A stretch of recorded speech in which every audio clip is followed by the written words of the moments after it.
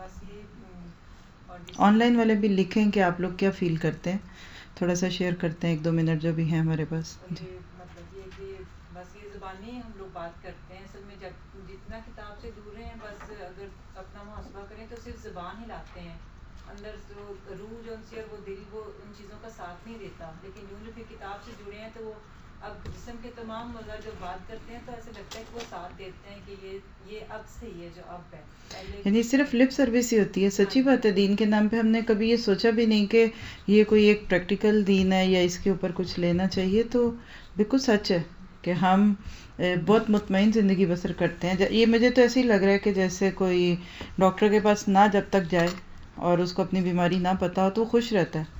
جس دن پتہ چلتا ہے نا بیمار ہے تو اسی دن سے آپ دیکھیے کہ منہ لٹکنا شروع ہوتا ہے. بلکہ میں نے تو یہ دیکھا ہے کہ پریگننٹ عورتوں پریگننٹ ہو چکی ہوتی ہیں لیکن ان کو چونکہ ابھی پتہ نہیں ہوتا تو وہ بالکل ٹھیک ہوتی ہیں. جو ہی ٹیسٹ کیا پتہ چل گیا پریگننٹ ہے, اس کے بعد سے وہ نہ چاہتے ہوئے بھی خود کو بیمار سمجھ رہی ہوتی ہیں کہ ہاں لگتا ہے یہ مسئلہ ہے نا. تو شکر اللہ کا کہ اللہ ہمیں اس قرآن کے ذریعے سے بتا رہا ہے کہ ہم کہاں کھڑے ہیں. جی آپ معظمہ آپ شیئر کیجیے اپنے تھوڑے دن کا جو سفر ہے آپ کا. سیکھ لیا نا, اور آپ کو اب تو اور زیادہ شوق آ رہا ہوگا کہ آگے میں نے کیا کیا سیکھنا ہے.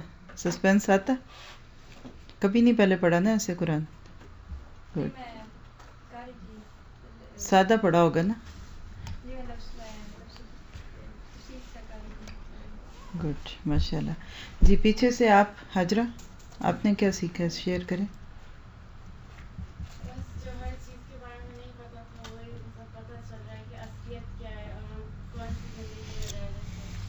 جی بالکل ایسے لگتا ہے جیسے انسان کو کوئی خواب سے اٹھا دیتا ہے. مجھے تو ایسے ہی لگتا ہے کہ ہم سب بس ایک اپنی خوش فہمیوں کی جنت بنا کے بیٹھے ہوئے تھے اور بس اس میں اللہ تعالیٰ نے شکر ہے کہ یہ روشنی کی کرن کھول دی. اور کوئی آپ میں سے شیئر کرنا چاہتا ہے خود. جی آپ. ہم ہیں کیا, کچھ آج بھی پتہ چلے گا ابھی جب ہم پڑھیں گے سورۃ مومنون میں کہ تمہیں اپنی اصل پتہ. جی ہنسنے کو دل نہیں چاہتا کیونکہ اللہ نے بھی تو کہہ دیا نا کہ فَلْيَضْحَكُوا قَلِيلًا وَلْيَبْكُوا كَثِيرًا. ہم اپنے اعمال اپنے کاموں کو دیکھیں اور اللہ کی نگاہوں سے اپنے آپ کو دیکھیں تو واقعی ہمارے لیے ایک بہت بڑا لمحہ فکریہ ہوتا ہے نا.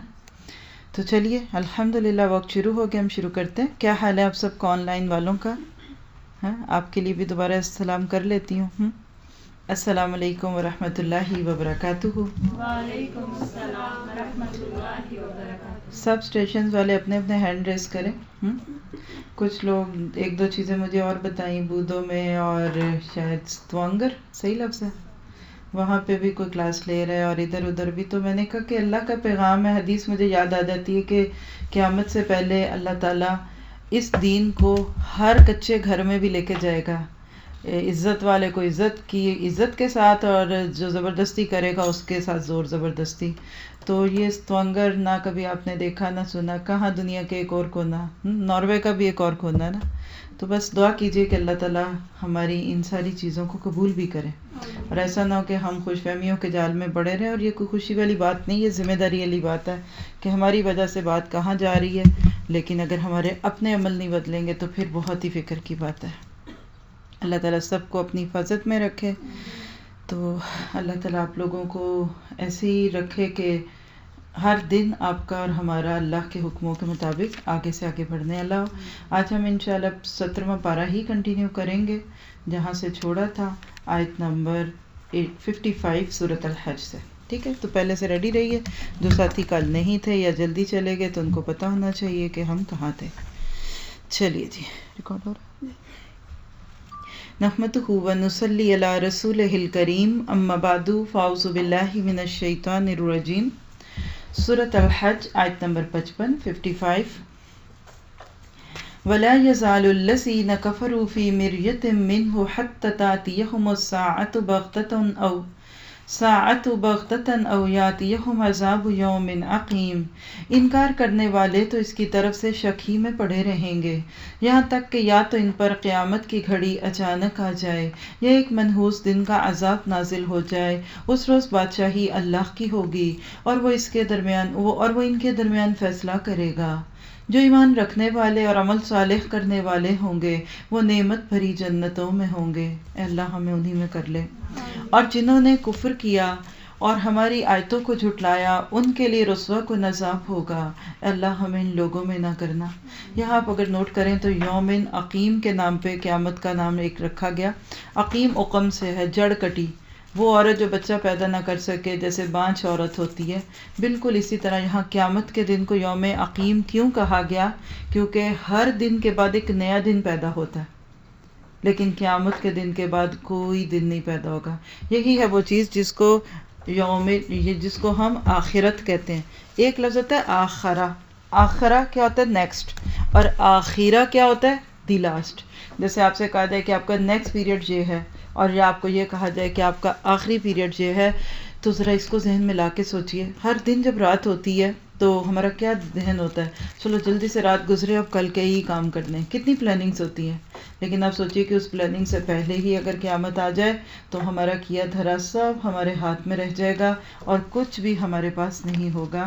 اللہ تعالیٰ سے دعا ہے کہ ہم اس یوم عقیم کے آنے سے پہلے ہر صبح جو ہماری زندگی میں آ رہی ہے اور ہر دن جو ہمارے پاس آ رہا ہے، ہم اس کو بہترین طریقے سے استعمال کر سکیں. اسی لیے اب پھر آگے کچھ اللہ تعالیٰ نے نیکیوں کی بات کر دی. والذین ہاجروا فی سبیل اللہ ثم قتلوا. جہاں بھی دیکھیں آپ خاص طور پہ یہ مکی صورتیں اور جس میں مکہ سے اب ہجرت کر کے مدینہ جانے کا دور ہے، یعنی یہ مکی اور مدنی کے بیچ کی صورت ہے نا، تو آپ کو ہجرت کا بہت تذکرہ ملے گا. اور حقیقت یہ ہے کہ اگر آج ہم دیکھیں تو حالات کچھ الحمدللہ کچھ فرق نہیں ہے. تو اللہ تعالیٰ جب بھی ہجرت کی بات کرے تو چھوٹی سی دعا ضرور کر لیا کریں کہ اللہ تو مجھے اپنی برائیوں سے ہجرت کرنے والا بنا، میں اپنی بری عادتوں سے ہجرت کروں، میں اپنے برے دوستوں سے ہجرت کروں. فرمایا جن لوگوں نے اللہ کی راہ میں ہجرت کی پھر قتل کر دیے گئے یا مر گئے، اللہ ان کو اچھا رزق دے گا اور یقیناً اللہ ہی بہترین رازق ہے. وہ انہیں ایسی جگہ پہنچائے گا جس سے وہ خوش ہو جائیں گے. سوچیے ذرا، سفر کی ساری تھکن مٹ جاتی ہے جب آپ کی منزل اچھی ہو. کوشش کر کے کہیں گئے ہوں، پھر جب جا کے دیکھیں ہاں ہوٹل بہت پیارا ہے، یہ تو اس سے بھی اچھا ہے جو انٹرنیٹ پہ دیکھا تھا، اچھا یہ تو بہت کمفرٹیبل ہے، تو آپ اور خوش ہوتے ہیں. جنت بھی یقین کیجیے ایسی ہوگی، نہ سوچا نہ دیکھا. فَلَا تَعْلَمُ نَفْسٌ مَّا أُخْفِيَ لَهُم مِّن قُرَّةِ أَعْيُنٍ. کسی آنکھ نے نہیں دیکھا، کسی کان نے نہیں سنا. اتنی پیاری ہے میرے رب کی جنت کہ وہاں خوش ہو جائیں گے. بے شک اللہ علیم اور حلیم ہے. یہ تو ہے ان کا انجام، اور جو کوئی بدلہ لے ویسا ہی جیسا اس کے ساتھ کیا گیا اور پھر اس پر زیادتی بھی کی گئی تو اللہ اس کی مدد ضرور کرے گا. اللہ معاف کرنے اور درگزر فرمانے والا ہے. کتنا اچھا ہے وہ بندہ جس کا بدلہ اللہ لے. آپ دیکھیے کہ دنیا میں جب ہم ستائے جاتے ہیں نا تو 3 قسم کے رویے سامنے آتے ہیں. نوٹ کریں، یہ بہت اہم نکتہ ہے. پہلا رویہ کیا ہے کہ آپ خود اپنا بدلہ لے لیتے ہیں. کوئی بھی آپ کے ساتھ خرابی کرتا ہے، گندا کام کرتا ہے، وہ بھی گالی دیتا ہے، آپ بھی دیتے ہیں، وہ تھپڑ مارتا ہے، آپ بھی مار لیتے ہیں، چوں چاں کرتے ہیں. اس میں رسک بہت ہے. برابری کا بدلہ ہے اجازت، لیکن 19 سے 20 اگر آپ نے زیادتی کر دی نا تو وہ جو کل تک ظالم تھا وہ آج مظلوم بن کے قیامت کے دن آپ کی نیکیاں لے جائے گا. یہ ایک پہلا در ہے. دوسری قسم کا بدلہ کیا ہوتا ہے کہ لوگ کہتے ہیں جی ہم نہیں لیتے، ہمارا بدلہ ان سے اللہ لے گا یا اللہ ان سے پوچھے. کئی لوگوں کے منہ سے اتنے بے رحم جملے میں نے سنے ہیں. کبھی اچھا اللہ ان کو دنیا میں ہی پوچھے، اچھا ان کو تو اللہ ہی پوچھے، اور ساتھ ہی اپنے اوپر دعویٰ کیا کرتے ہیں، میں نے تو معاف کیا ہے، میں اللہ پوچھے. یہ تو انتہائی سخت بات ہے. کبھی کسی کے بارے میں یہ نہ کرے. بعض دفعہ میں نے خون کے رشتوں کے اندر لوگوں کو یہ کہتے سنتے دیکھا، اچھا پھر اب ان سے اللہ ہی پوچھے گا، انہوں نے ہمارا رشتہ چھوڑا، اب اللہ ان کے پوچھے گا. نت پھر آپ پوچھ لیں. پھر تو بہت اچھا ہے کہ آپ گالیاں دیں، ان کو ڈانٹیں، جو بھی کرے، کیونکہ جب اللہ کسی کو پوچھے گا آپ کے اوپر زیادتی کرنے پہ، اگر اس نے زیادتی کی ہے، عموماً زیادتی کی ہم نہیں ہوتی اور ہمیں لگ رہا ہوتا ہے دوسرے نے کی ہے، یہ ایک اور ایشو ہے. بہرحال پھر اللہ سخت انتقام لیتا ہے. پھر ہو سکتا ہے کہ ہمارے بھائی بہن ہماری ان بد دعاؤں کی وجہ سے جب مشکل میں آئے تو پھر ہم ہی روئیں کہ ہائے اللہ ان کو کیا ہو گیا اور ان کے اوپر یہ کیا آئی. ایک تیسری صورت ہے، نہ میں بدلہ لوں نہ اللہ تو لے، تو بس مجھے بھی معاف کر دے اور اس کو بھی معاف کر دے. یہ ہے احسن درجے کا عمل. حدیث میں آتا ہے قیامت کے دن دو لوگ آپس میں لڑ رہے ہوں گے، ایک نے کسی پہ زیادتی کی ہوگی، دوسرے پہ زیادتی ہوئی تھی، وہ دونوں لڑ رہے ہیں، جس کے اوپر زیادتی ہوئی تھی نا وہ اسے کہے گا مجھے اپنی نیکیاں دو، اللہ تعالیٰ ان کو بلوائیں گے، انہیں دور ایک جنت کا محل دکھائیں گے، بڑا خوبصورت موتی کا محل، پوچھا جائے گا کیا تم دونوں یہ محل لینا چاہتے ہو؟ تو جس کے اوپر زیادتی ہوئی تھی وہ کہے گا جی اسی لیے تو میں اس سے کچھ نیکیاں لے رہا ہوں کہ تاکہ میں اس محل میں پہنچوں، اور جس نے زیادتی کی تھی وہ کہے گا جی بالکل تبھی تو میں اس کو اپنی نیکیاں نہیں دے رہا کہ میری نیکیاں کم نہ ہو۔ تو اللہ تعالیٰ کہیں گے اگر میں تمہیں ایسا کام بتاؤں کہ تم دونوں ہی وہاں پہنچ جاؤ، کہا کیا؟ جس کے اوپر زیادتی ہوئی تھی اسے کہا جائے گا تم اس کو معاف کر دو۔ جب اس کو معاف کیا جائے گا نا تو آپ نوٹ کیجئے گا وہ گناہ جو اس نے کیا تھا نا وہ گناہ معاف ہوگا تو اس کی قیمت پوری ہو جائے گی، اور اس کو اللہ تعالیٰ بغیر اس کے تردیے سے اپنے پاس سے کچھ دے دیں گے، اور حدیث میں آتا ہے کہ پھر دونوں ہاتھ میں ہاتھ ڈالے ہوئے اس محل کی طرف جا رہے ہوں گے۔ اللہ کے نبی مسکرا دیے کہ اس طرح سے معاملہ ہوگا، تو یہ کریے، خاص طور پہ اپنے پیارے رشتہ دار چھوٹی چھوٹی باتوں پہ مت لڑا کریں، خدا کے لیے اپنے بھائیوں سے اپنی بہنوں سے، اس نے رشتہ نہیں دیا، اس نے رشتہ توڑوا دیا، اس نے مجھے طلاق دلا دی، اس نے میرے بچی کا گھر برباد کیا۔ اگر آپ کا عقیدہ اللہ پر مضبوط ہے تو انشاءاللہ آپ دیکھیں گے کبھی آپ اس طرح کی باتیں نہیں کریں گے کہ جس سے بعد میں پھر آپ مزید بڑی مشکل میں آئے، اور جب بندے کو اللہ کا پتہ چلتا ہے پھر یہ کام ہوتے ہیں۔ اسی لیے کہا ذالک بأن اللہ یولج اللیل فی النہار، یہ اس لیے ہے کہ رات سے دن اور دن سے رات نکالنے والا اللہ ہی ہے، اور وہ سمیع اور بصیر ہے، اور یہ اس لیے کہ اللہ ہی حق ہے اور وہ سب باطل ہیں جنہیں اللہ کو چھوڑ کر یہ لوگ پکارتے ہیں، اور اللہ ہی بالا دست اور بزرگ ہے۔ یعنی جس کو اللہ کے رات سے دن نکالنے پہ یقین ہوگا پھر وہ اپنے غموں سے خوشیوں میں بھی خود یقین رکھے گا کہ اللہ نکال دے گا، پھر دوسروں کو تانے نہیں آپ دیں گے کہ آپ کی وجہ سے میری زندگی برباد ہو گئی۔ کیا تم دیکھتے نہیں ہو کہ اللہ آسمان سے پانی برساتا ہے اور اس کی بدولت زمین سرسبز ہو جاتی ہے؟ کیسے اللہ تعالیٰ ہمارے ایک دم مائنڈ سیٹ کرتا ہے، ہم یہاں کلاس روم میں بیٹھے بیٹھے ایک دم باہر پہنچ جاتے ہیں اور چھم چھم چھم چھم بارش ہو رہی ہے، پھر گرینری ہوتی ہے۔ حقیقت یہ ہے کہ وہ لطیف اور خبیر ہے، اسی کا ہے جو کچھ آسمانوں اور زمین میں ہے، بے شک وہ غنی اور حمید ہے۔ کیا تم نہیں دیکھتے کہ اس نے جو کچھ تمہارے لیے کیا تم نہیں دیکھتے کہ اس نے وہ سب کچھ تمہارے لیے مسخر کر رکھا ہے جو زمین میں ہے، اور اسی نے کشتی کو قاعدے کا پابند بنایا ہے کہ وہ اس کے حکم سے سمندر میں چلتی ہے، اور وہی آسمان کو اس طرح تھامے ہوئے ہے کہ اس کے اذن کے بغیر وہ زمین پر گر ہی نہیں سکتا۔ واقعہ یہ ہے کہ اللہ لوگوں کے حق میں بڑا شفیق اور رحیم ہے، وہی ہے جس نے تم کو زندگی بخشی اور وہی تم کو موت دیتا ہے اور وہی پھر تم کو زندہ کرے گا۔ سچ یہ ہے کہ انسان بڑا ہی منکر حق ہے۔ سوچ کے دیکھیے تو اپنے پر شرم آتی ہے، اتنی نعمتیں رب کی اور میرا عمل کیسا ہے۔ اب آگے سورت کا اختتام شروع ہو رہا ہے۔ ہمیں ایک امت ہونے کے ناطے اور امت کا فرد ہونے کے ناطے کیسا ہونا چاہیے، کیا ہوگا، یہ ہم اگلی آیتوں میں دیکھیں گے۔ لِكُلِّ أُمَّةٍ جَعَلْنَا مَنسَكًا، ہر امت کے لیے ہم نے ایک طریقہ عبادت مقرر کیا ہے جس کی وہ پیروی کرتی ہے۔ پس اے نبی وہ اس معاملے میں تم سے جھگڑا نہ کریں، تم اپنے رب کی طرف دعوت دو، یقیناً تم سیدھے راستے پہ ہو، کوئی کمپلیکس نہ رکھو۔ یہ کانفیڈنس اپنے بچوں کو دیجیے۔ آپ دیکھیے کہ جب لوگ اسلام کے خلاف باتیں کریں اور آپ کے بچوں کو اللہ کے نبی صلی اللہ علیہ وسلم کی ذات کے اوپر شک ہونے لگے اور وہ کمپلیکس فیل کریں کہ ہم کس کے امتی ہیں، تو یہ آیتیں بتایا کرے کہ نہیں تم سیدھے راستے پہ ہو، you are on the right path, تم ٹھیک کر رہے ہو۔ ہوتا کیا ہے کہ جب ٹھیک کام کرنے والے لوگوں کو دنیا میں دبے اور پسے ہوئے دکھتے ہیں تو بہت بڑی ایک آزمائش ہو جاتی ہے لوگوں کی۔ تو اس کا جواب یہاں بتا دیا گیا کہ اگر وہ لوگ تم سے لڑیں، اگر وہ لوگ تم سے جھگڑیں تو کہہ دو کہ جو کچھ تم کر رہے ہو اللہ کو خوب معلوم ہے، اللہ قیامت کے روز تمہارے درمیان ان سب باتوں کا فیصلہ کر دے گا جس میں تم اختلاف کرتے رہے ہو۔ کیا تم نہیں جانتے کہ آسمان و زمین کی ہر چیز کا علم اللہ کے پاس ہے؟ اب دیکھیے اگر یہ کہا جائے نا کہ تم نہیں جانتے تو ہو سکتا تھوڑی سی ریزنمنٹ پیدا ہو، کیوں نہیں جانتے بھائی، مجھے سب پتا ہے، اور یہ کہنا کیا تم نہیں جانتے تو ایسے لگتا ہے اندر کی کھڑکیاں کھل جاتی ہیں، شعور بیدار ہو جاتا ہے۔ سب کچھ ایک کتاب میں درج ہے، اللہ کے لیے یہ کچھ بھی مشکل نہیں۔ کیا مطلب کہ وہ لکھے کو مٹا سکتا ہے، مٹائے کو لکھ سکتا ہے. تم اگر اللہ کی اس قدرت کو مان جاؤ گے، اپنے رب کے اوپر تم اپنی نظریں لگا لو گے، تو تمہیں اپنی زندگی کے سارے معاملے بڑے حسین دکھیں گے. لیکن دکھ اور تکلیف کی بات ہے کہ لوگ اتنے پیارے رب کو چھوڑ کر کرتے کیا ہیں؟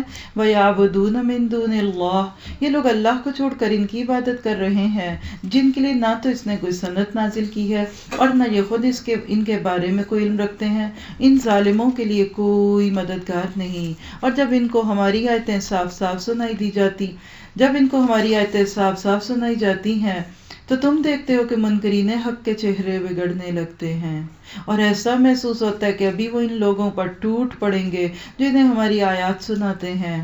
کبھی آپ نے کسی کو شرک پہ ٹوکا، یا آپ نے کبھی اسلام کی کوئی خوبی کسی ایسے کافر کے سامنے پیش کی کہ جس کو اسلام اچھا نہیں لگتا؟ یا کبھی آپ نے اگر میڈیا کے ذریعے سے اینٹی اسلام پروپیگنڈے کرنے والوں کے فیس ایکسپریشنز دیکھے ہوں تو آپ کو یہ اچھا سمجھ آ جائے گی.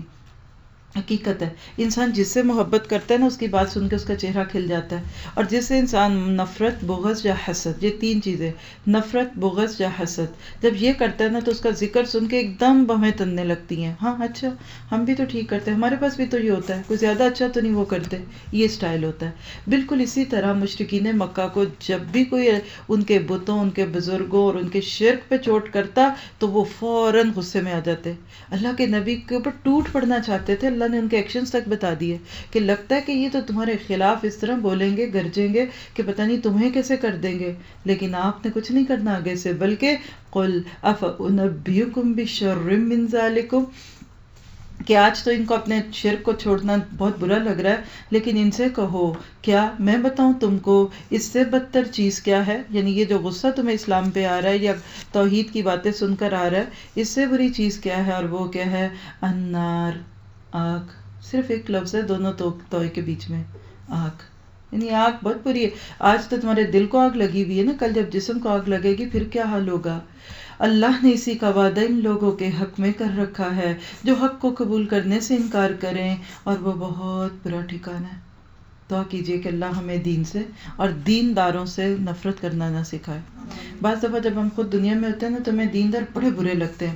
ہم کہتے ہیں کیا ان کی مشکل ہے، ہر وقت ٹوکتے ہی رہتے ہیں، کیا مزے سے سوتے تھے بیٹھتے تھے، اب نہ سونے بغیر چین آ رہا ہے اور سن کے اور بے چینیاں ہوتی ہیں. تو دعا کرنی چاہیے کہ اللہ ہمارا دل کھول دے. پھر کیا ہوا؟ اگر کوئی ہمیں اچھی بات بتا رہا ہے اور ہم نہ بھی مانیں گے تو وہ کوئی زبردستی تھوڑی ہے. ڈاکٹر آپ دیکھیے، اگر آپ کے ٹیسٹ کے جواب میں آپ کو بتا دے کہ آپ کے جسم میں یہ بیماری ہے تو کیا آپ ڈاکٹر سے ناراض ہوں گے؟ نہیں، آپ تو شکر ادا کریں گے کہ چلیے اب میں کچھ بینیفٹ لے لوں گی. اور آپ دیکھیے کہ ہر ٹیسٹ کے بعد ضروری نہیں ہوتا کہ آپ کا آپریشن ہو.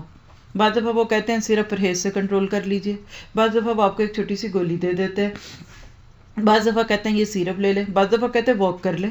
تو الحمدللہ ہم قرآن سن رہے ہیں تو اللہ نہ کرے کہ ہمارے اندر ایسی بیماری ہیں کہ اب ہمارے آپریشن کے لیے نہ پہ ہوں گے. نہیں، بس پہچان لیجئے کس معاملے میں کہاں ہوں.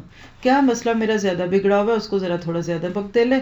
جو چیز تھوڑی ہے اس پہ صرف ایک کڑوی گولی، اور کبھی تو آپ کا ٹیسٹ بالکل کلیئر آتا ہے. تو یہ تو آپ کا دل آپ کو بتا رہا ہے نا قرآن سنتے ہوئے کہ آپ کہاں کھڑی ہیں. اگر قرآن سن کے آپ کو بار بار یہ آتا ہے شکر ہے میں ایسی نہیں ہوں، شکر ہے میں ایسی نہیں، تو مبارک ہو کہ آپ کا ٹیسٹ کلیئر ہو گیا، آپ کو کوئی بیماری نہیں ہے. آپ دعا کیجئے کہ آپ کی یہ صحت باقی رہے. پھر بھی فکر رہتا ہے کہ آپ دوبارہ، آپ دیکھیے کبھی ٹیسٹ کروانے کے بعد ڈاکٹر یہ نہیں کہتا مطمئن ہو جاؤ، پھر بھی کہتے ہیں نا you should watch your weight, دیکھو کولیسٹرول لیول نہ بڑھ جائے، دیکھو دل کے اوپر بوجھ نہ آ جائے، یہ نہ ہو جائے. تو بس چھوٹا سا ٹیسٹ ہے. آخری آیتیں ہیں پارے کی بہت خوبصورت. پہلی آیت جو آیت 73 سے 75 ہے، یہ بلکہ 76 تک، یہ شرک کی مثال ہے. پھر اس کے بعد امت کی مثال ہے. آئیے دیکھتے ہیں اور آیت کو انجوائے کیجیے. بالکل یہ ایسی آیتوں میں سے کہ جس کے اوپر کوئی بھی بات نہ کی جائے تو یہ بات بندے کی فطرت کی روشنی میں اس کو سمجھ آتی ہے. کیا؟ یا ایھا الناس ضرب مثل فاستمعوا لہ، لوگوں ایک مثال دی جاتی ہے، غور سے سنو. ایک لفظ ہوتا ہے سمع، ہم سب کہتے ہیں سمیع، اللہ سبحانہ تعالیٰ کا نام ہے. یہاں دیکھیے استمع ہے، تا لگ گئی سین کے اندر، سین اور میم کے بیچ میں. تو سننا کیا ہے؟ سمیع. اور استمع کیا ہے؟ غور سے سنو. گویا کہ شاید اللہ ہم میں سے ہر ایک کو کہہ رہا ہے کہ اپنے اندر کے بھی کان کھولو. بعض دفعہ لفظ ہمارے کانوں سے ٹکرا رہے ہوتے ہیں، چلتے پھرتے بھی کوئی چیز سن رہے ہوتے ہیں یا سنتے ہوئے کچھ اور سوچ رہے ہوتے ہیں، لیکن غور سے نہیں سنتے. تو یہاں اللہ تعالیٰ ہم سے کیا چاہتے ہیں؟ غور سے سنو. کیا؟ ان الذین تدعون من دون اللہ فرمایا جن معبودوں کو تم اللہ کو چھوڑ کر پکارتے ہو وہ سب مل کر ایک مکھی بھی پیدا کرنا چاہیں تو نہیں کر سکتے، بلکہ اگر مکھی ان سے کوئی چیز چھین لے جائے تو وہ اسے بھی چھڑا نہیں سکتے، تو اسے چھڑا بھی نہیں سکتے۔ مدد چاہنے والے بھی کمزور اور جن سے مدد چاہی جاتی ہے وہ بھی کمزور۔ ان لوگوں نے اللہ کی قدر نہیں کی، یعنی شرک کب ہوتا ہے؟ جب اللہ کی قدر نہیں ہوتی۔ اسی لیے فرمایا ما قدر اللہ حق قدری، لوگوں نے اللہ کی ویسی قدر نہ پہچانی، اس کا ایسا اندازہ نہ لگایا جیسا کہ اس کو پہچاننے کا حق ہے۔ اور واقعہ یہ ہے کہ قوت اور عزت والا تو اللہ ہی ہے۔ اب دیکھیں کہ یہاں مکھی کی بات کی گئی، ہم تو ناک پہ بھی مکھی نہیں بیٹھنے دیتے، اللہ نے قرآن میں اس کی مثال دی۔ اور اگر آپ تھوڑا سا غور کر کے دیکھیے تو مکھی کیا ہے؟ گندگی اور کمزوری کی علامت ہے نا۔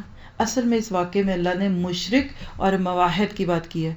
مشرک کون ہوتا ہے؟ ایک در پہ جاتا ہے، وہاں سے کچھ مانگتا ہے، کچھ عرصہ اس کے ساتھ لگا رہتا ہے، پھر کام نہیں ہوتا، کبھی کبھی ہو جاتا ہے، جب وہاں سے اٹھتا ہے نا پھر وہ کہتا ہے اچھا نہیں، کوئی کہتا نہیں، وہیں بیٹھا کوئی بندہ کہتا ہے وہ ایک اور بھی جگہ ہے، میں وہاں بھی گئی تھی، ٹھٹھا گئی تھی، وہاں میرا کام ہو گیا تھا۔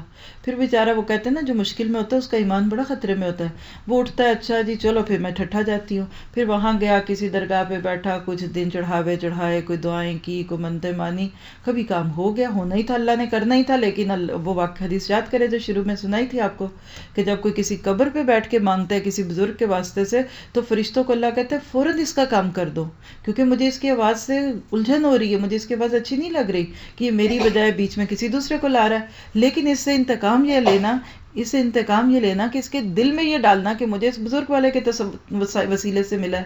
تو بہرحال جب وہ وہاں اٹھتا ہے پھر وہاں سے جاتا ہے، جیسے لوگ ایک ڈاکٹر کے بعد دوسرا ڈاکٹر بدلتے ہیں نا، تو بعض لوگ آپ دیکھیے ایک پیر ایک بزرگ دوسرے کے پاس جاتے ہیں، ملتا کس کو ہے؟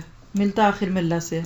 اللہ کہتے ہیں دیکھو کہ یہ کتنے کمزور سہارے، ضعفت طالب والمطلوب، جو مانگنے گیا، جو کسی مشکل میں، مثال ہے کہ کسی کا بچہ نہیں ہے یا بیمار ہے بچہ، وہ اپنے بچے کو اٹھا کے ہینڈی کیپ بچے کو لے کے گیا، کتنا مجبور ہے وہ بیچارہ۔ آپ دیکھیے کہ کوئی ایسے ہی تھوڑی جاتا ہے اتنی دور، کوئی شوق میں تو نہیں جاتا، اس کی جان پہ بنی ہوتی ہے، لیکن اللہ کہہ رہے ہیں مطلوب بھی اور طالب، جس سے تم مانگ رہے ہو وہ تو تم سے بھی کمزور ہے۔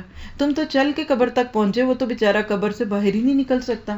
تم تو اپنے بچے کو دوا کھلا سکتے ہو، پلا سکتے ہو، اٹھا کے لے جاؤ کہیں، اس کی ہاتھ صاف کر دو، قبر والا بیچارہ تو دنیا سے جا چکا ہے، وہ تو اپنے حصے کی نیکی کر کے جا چکا۔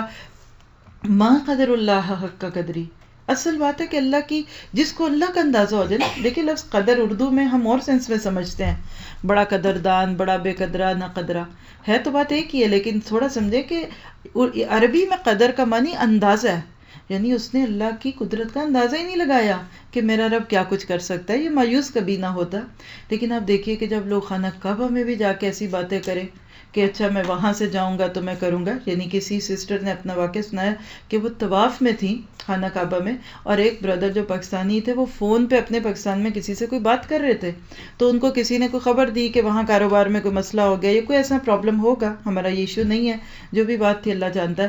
تو وہ کہہ رہی کہ وہ میں نے اپنے کانوں سے سنا کہ وہ بندہ اپنے فون پہ میسج دے رہا تھا اس دوسرے بندے کو، اچھا جاؤ داتا حجویری، داتا صاحب کے دربار میں جا کے 2 بکرے دو تاکہ یہ مشکل ٹلے۔ کھڑا کیا ہے؟ لبیک اللہم لبیک لا شریک لک لبیک، کیا ہے؟ لبیک اللہم لبیک، اے اللہ میں حاضر ہوں اور میں حاضر ہوں، لا شریک لک لبیک، تیرا کوئی شریک نہیں اور میں حاضر ہوں۔ اتنا کلمہ ہے۔ آپ کو پتا ہے کہ مشرکین مکہ بس اس میں ایک لفظ ایڈ کرتے تھے، کہتے تھے لا شریک لک لبیک، لیکن اس کے آگے ایک جملہ کرتے الا ما، ہاں مگر وہ تیرا شریک ہے جس کو تو خود اپنی خدائی میں شریک کرے۔ اور اللہ کے نبی ان کے ہاتھ رکھتے تھے، لوگو لبیک اللہم لبیک لا نحمدہ ونصلی علی رسولہ الکریم، اما بعد فاعوذ باللہ من الشیطان الرجیم، رب اشرح لی صدری ویسر لی امری واحلل عقدۃ من لسانی یفقہوا قولی، رب یسر ولا تعسر وتمم بالخیر۔ اللہ تعالیٰ کی توفیق اور اس کی رحمت سے 18ویں یعنی 18th پارے کا آغاز کرتے ہیں۔ ہمارے اس پارے کا بنیادی تھیم کیا ہے؟ تطہیر، معاشرے کی پاکیزگی، تطہیر کہہ لیجئے، جس کو آسان لفظوں میں طہارت کہہ لیں۔ آج اس پورے پارے میں سے آپ نے طہارت سے ریلیونٹ چیزوں کو نوٹ کرنا ہے، اور ہم اپنے اسلام A to Z کے سیشن میں بھی انشاءاللہ کچھ چیزیں انہی دونوں ٹاپک کے اوپر لیں گے۔ اس پارے میں جن سوالوں کا جواب ہے ہمارے پاس وہ کیا ہے؟ پہلا سوال جو ہمیں ملے گا کہ اصل کامیابی کس کو ملے گی؟ مومن کو جنت میں کون سے درجے کی تمنا ہونی چاہیے؟ کیا زنا جیسا سنگین جرم بھی قابل معافی ہے؟ لغو یعنی بیکار چیزیں کون سی ہیں اور ان سے منع کیوں کیا گیا؟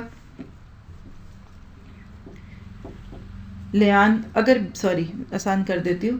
اگر بیوی اپنے شوہر کو غلط کام کرتے ہوئے دیکھے تو کیا کرے؟ آواز شاید نہیں آ رہی ان کو، مائک میں دیکھے گا.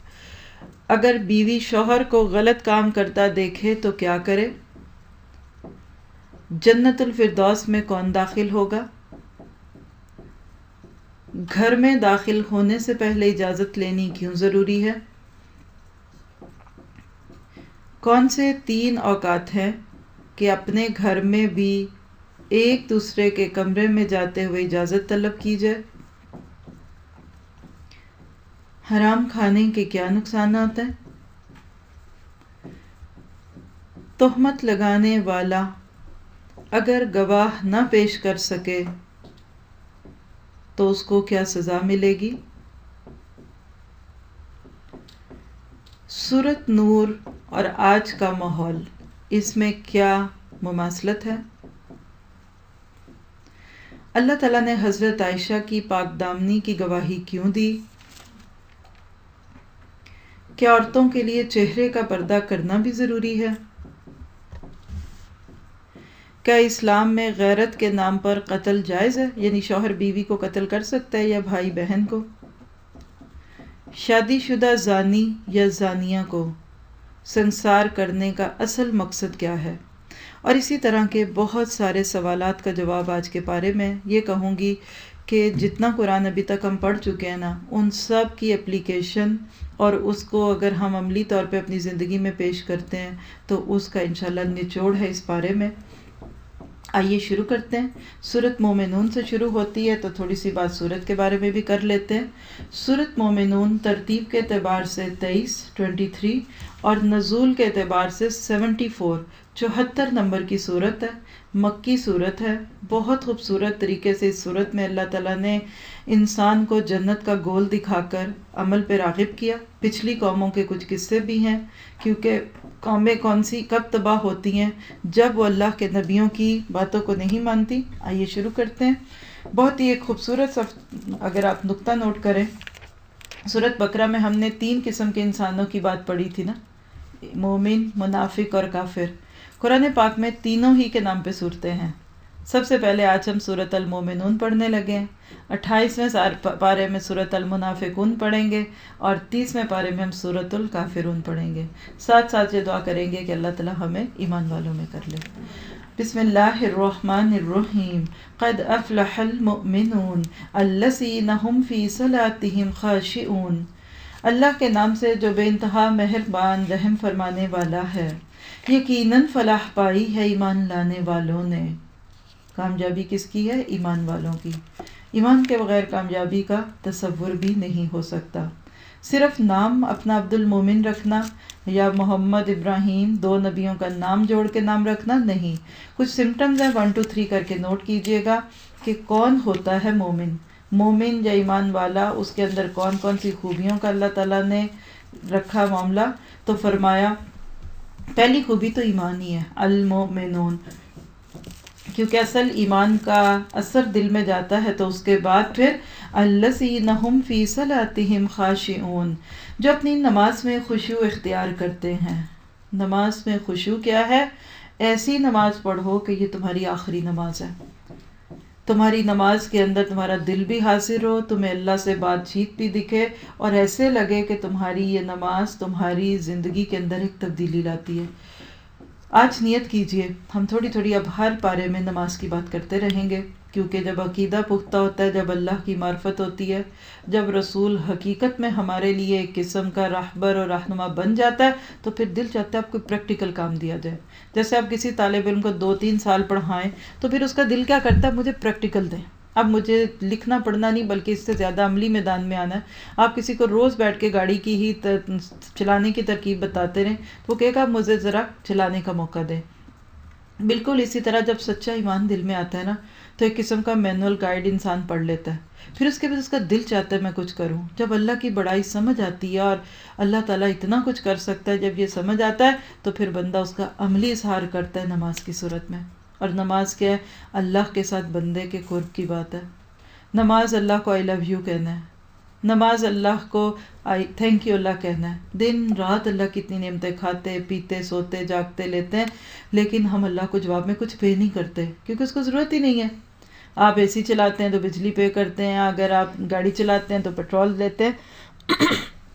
نماز اللہ کو پے آف کرنا ہے. ایک چھوٹی سی کوشش، پوری تو ہم کر نہیں سکتے، تو انشاءاللہ آج ہم نے نیت کرنی ہے کہ اب ہم نے اپنی نمازوں کے پیچھے لگ جانا ہے. آتے والے دنوں میں آپ کو کچھ نہ کچھ چیزیں نماز پہ بتاتی رہوں گی، تاکہ ہم جب یہ قرآن کا سلسلہ پورا کریں تو ہم کم از کم یہ تو جان چکے ہوں کہ ہماری نمازیں ٹھیک بھی ہیں کہ نہیں، اور ہم پڑھتے بھی ہیں کہ نہیں.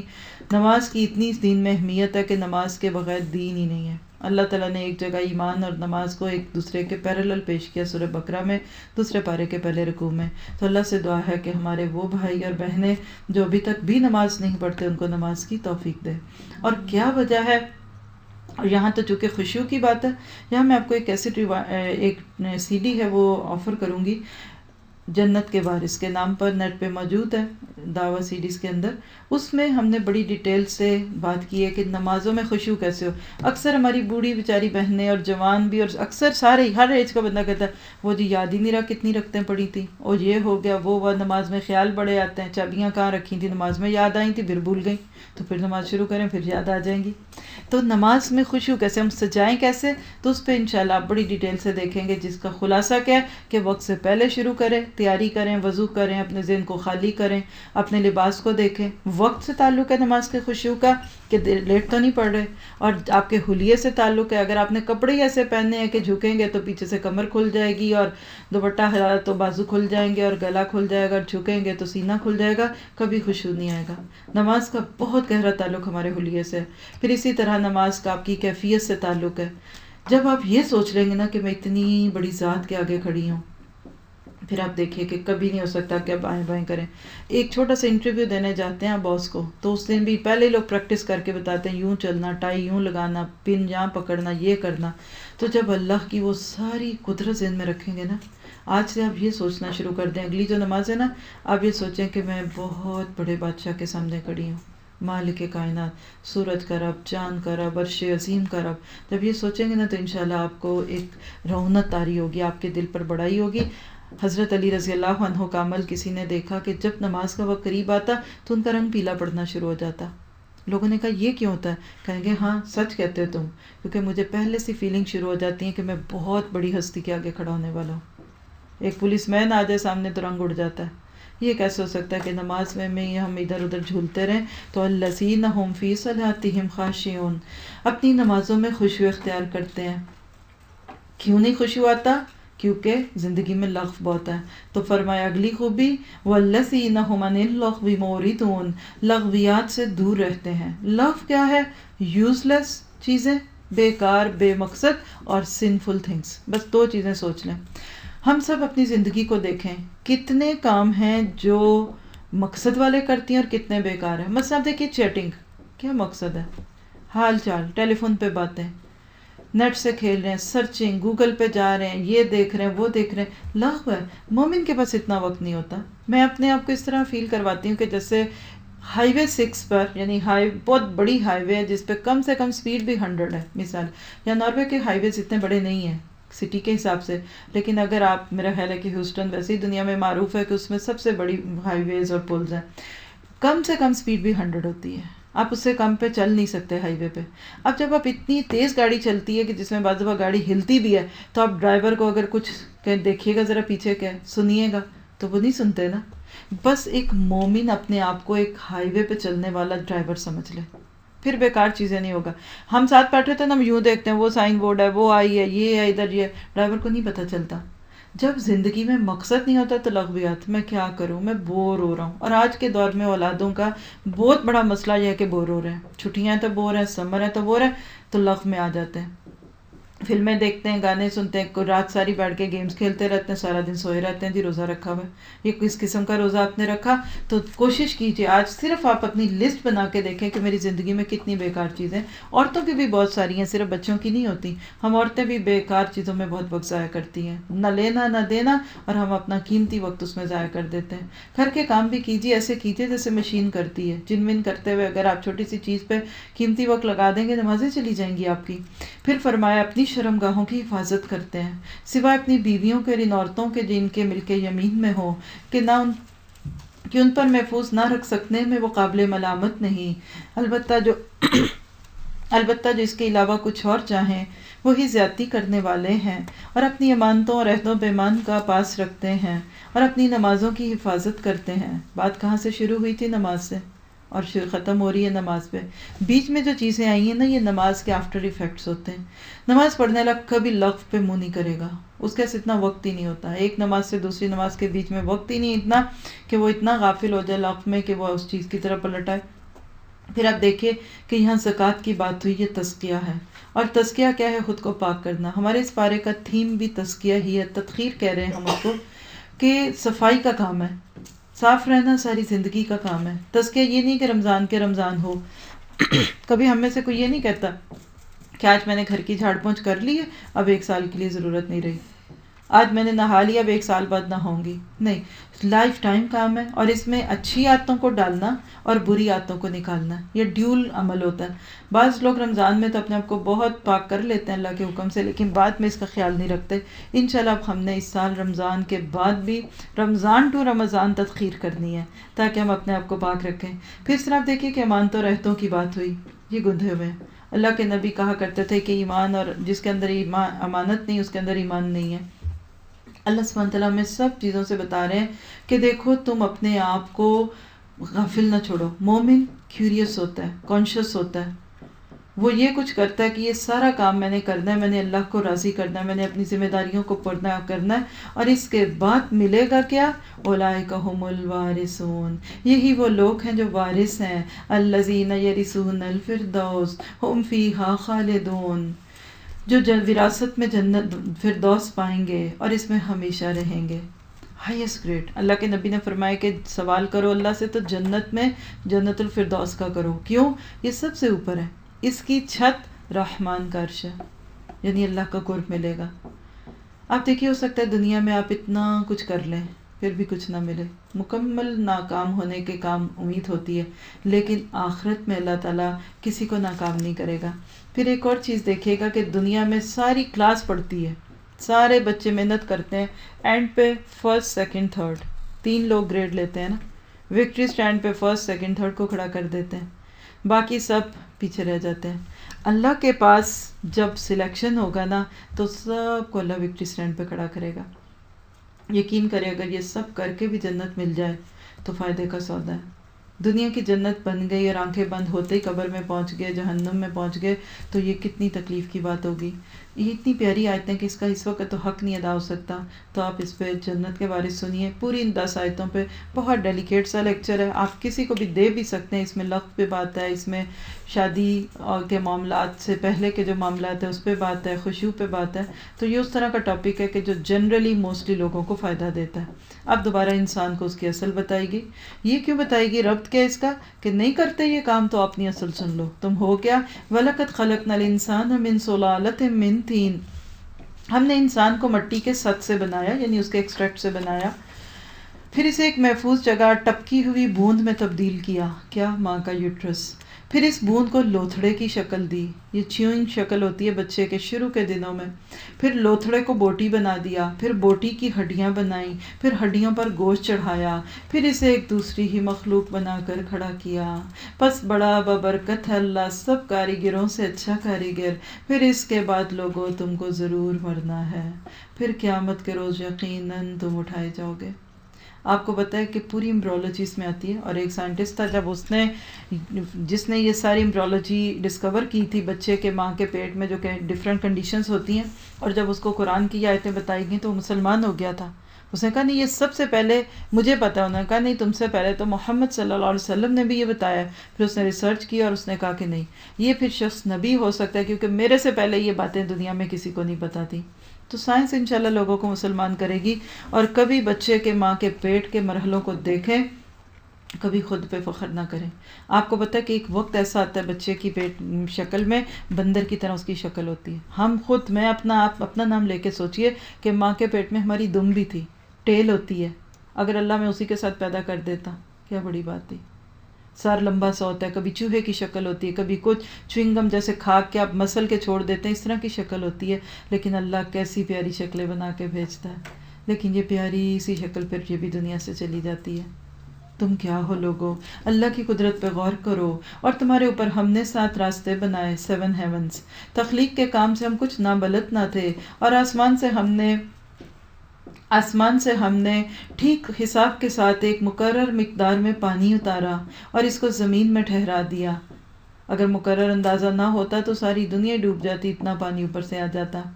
ہم اسے جس طرح چاہیں غائب کر سکتے ہیں. پھر اس پانی کے ذریعے سے ہم نے تمہارے لیے کھجور اور انگور کے باغ پیدا کیے. تمہارے لیے ان باغوں میں بہت سے لذیذ پھل ہیں اور ان سے تم روزی حاصل کرتے ہو. آپ سوچئے کہ آج دیکھیے کہ لوگوں نے کتنے آلٹرنیٹس بنا لیے وائٹامنس کے نام پہ. کسی کے اندر وائٹامن ڈی ہے، کسی کے اندر ای ہے. آپ سوچئے ذرا درختوں پر پھلوں کی جگہ یہ وائٹامن لٹک رہے ہوتے، کیسے لگتے. کبھی آپ نے آئرن کی گولی کھائی ہے؟ نگلنی مشکل ہو جاتی، اتنی اس کے اندر اسمیل ہوتی ہے.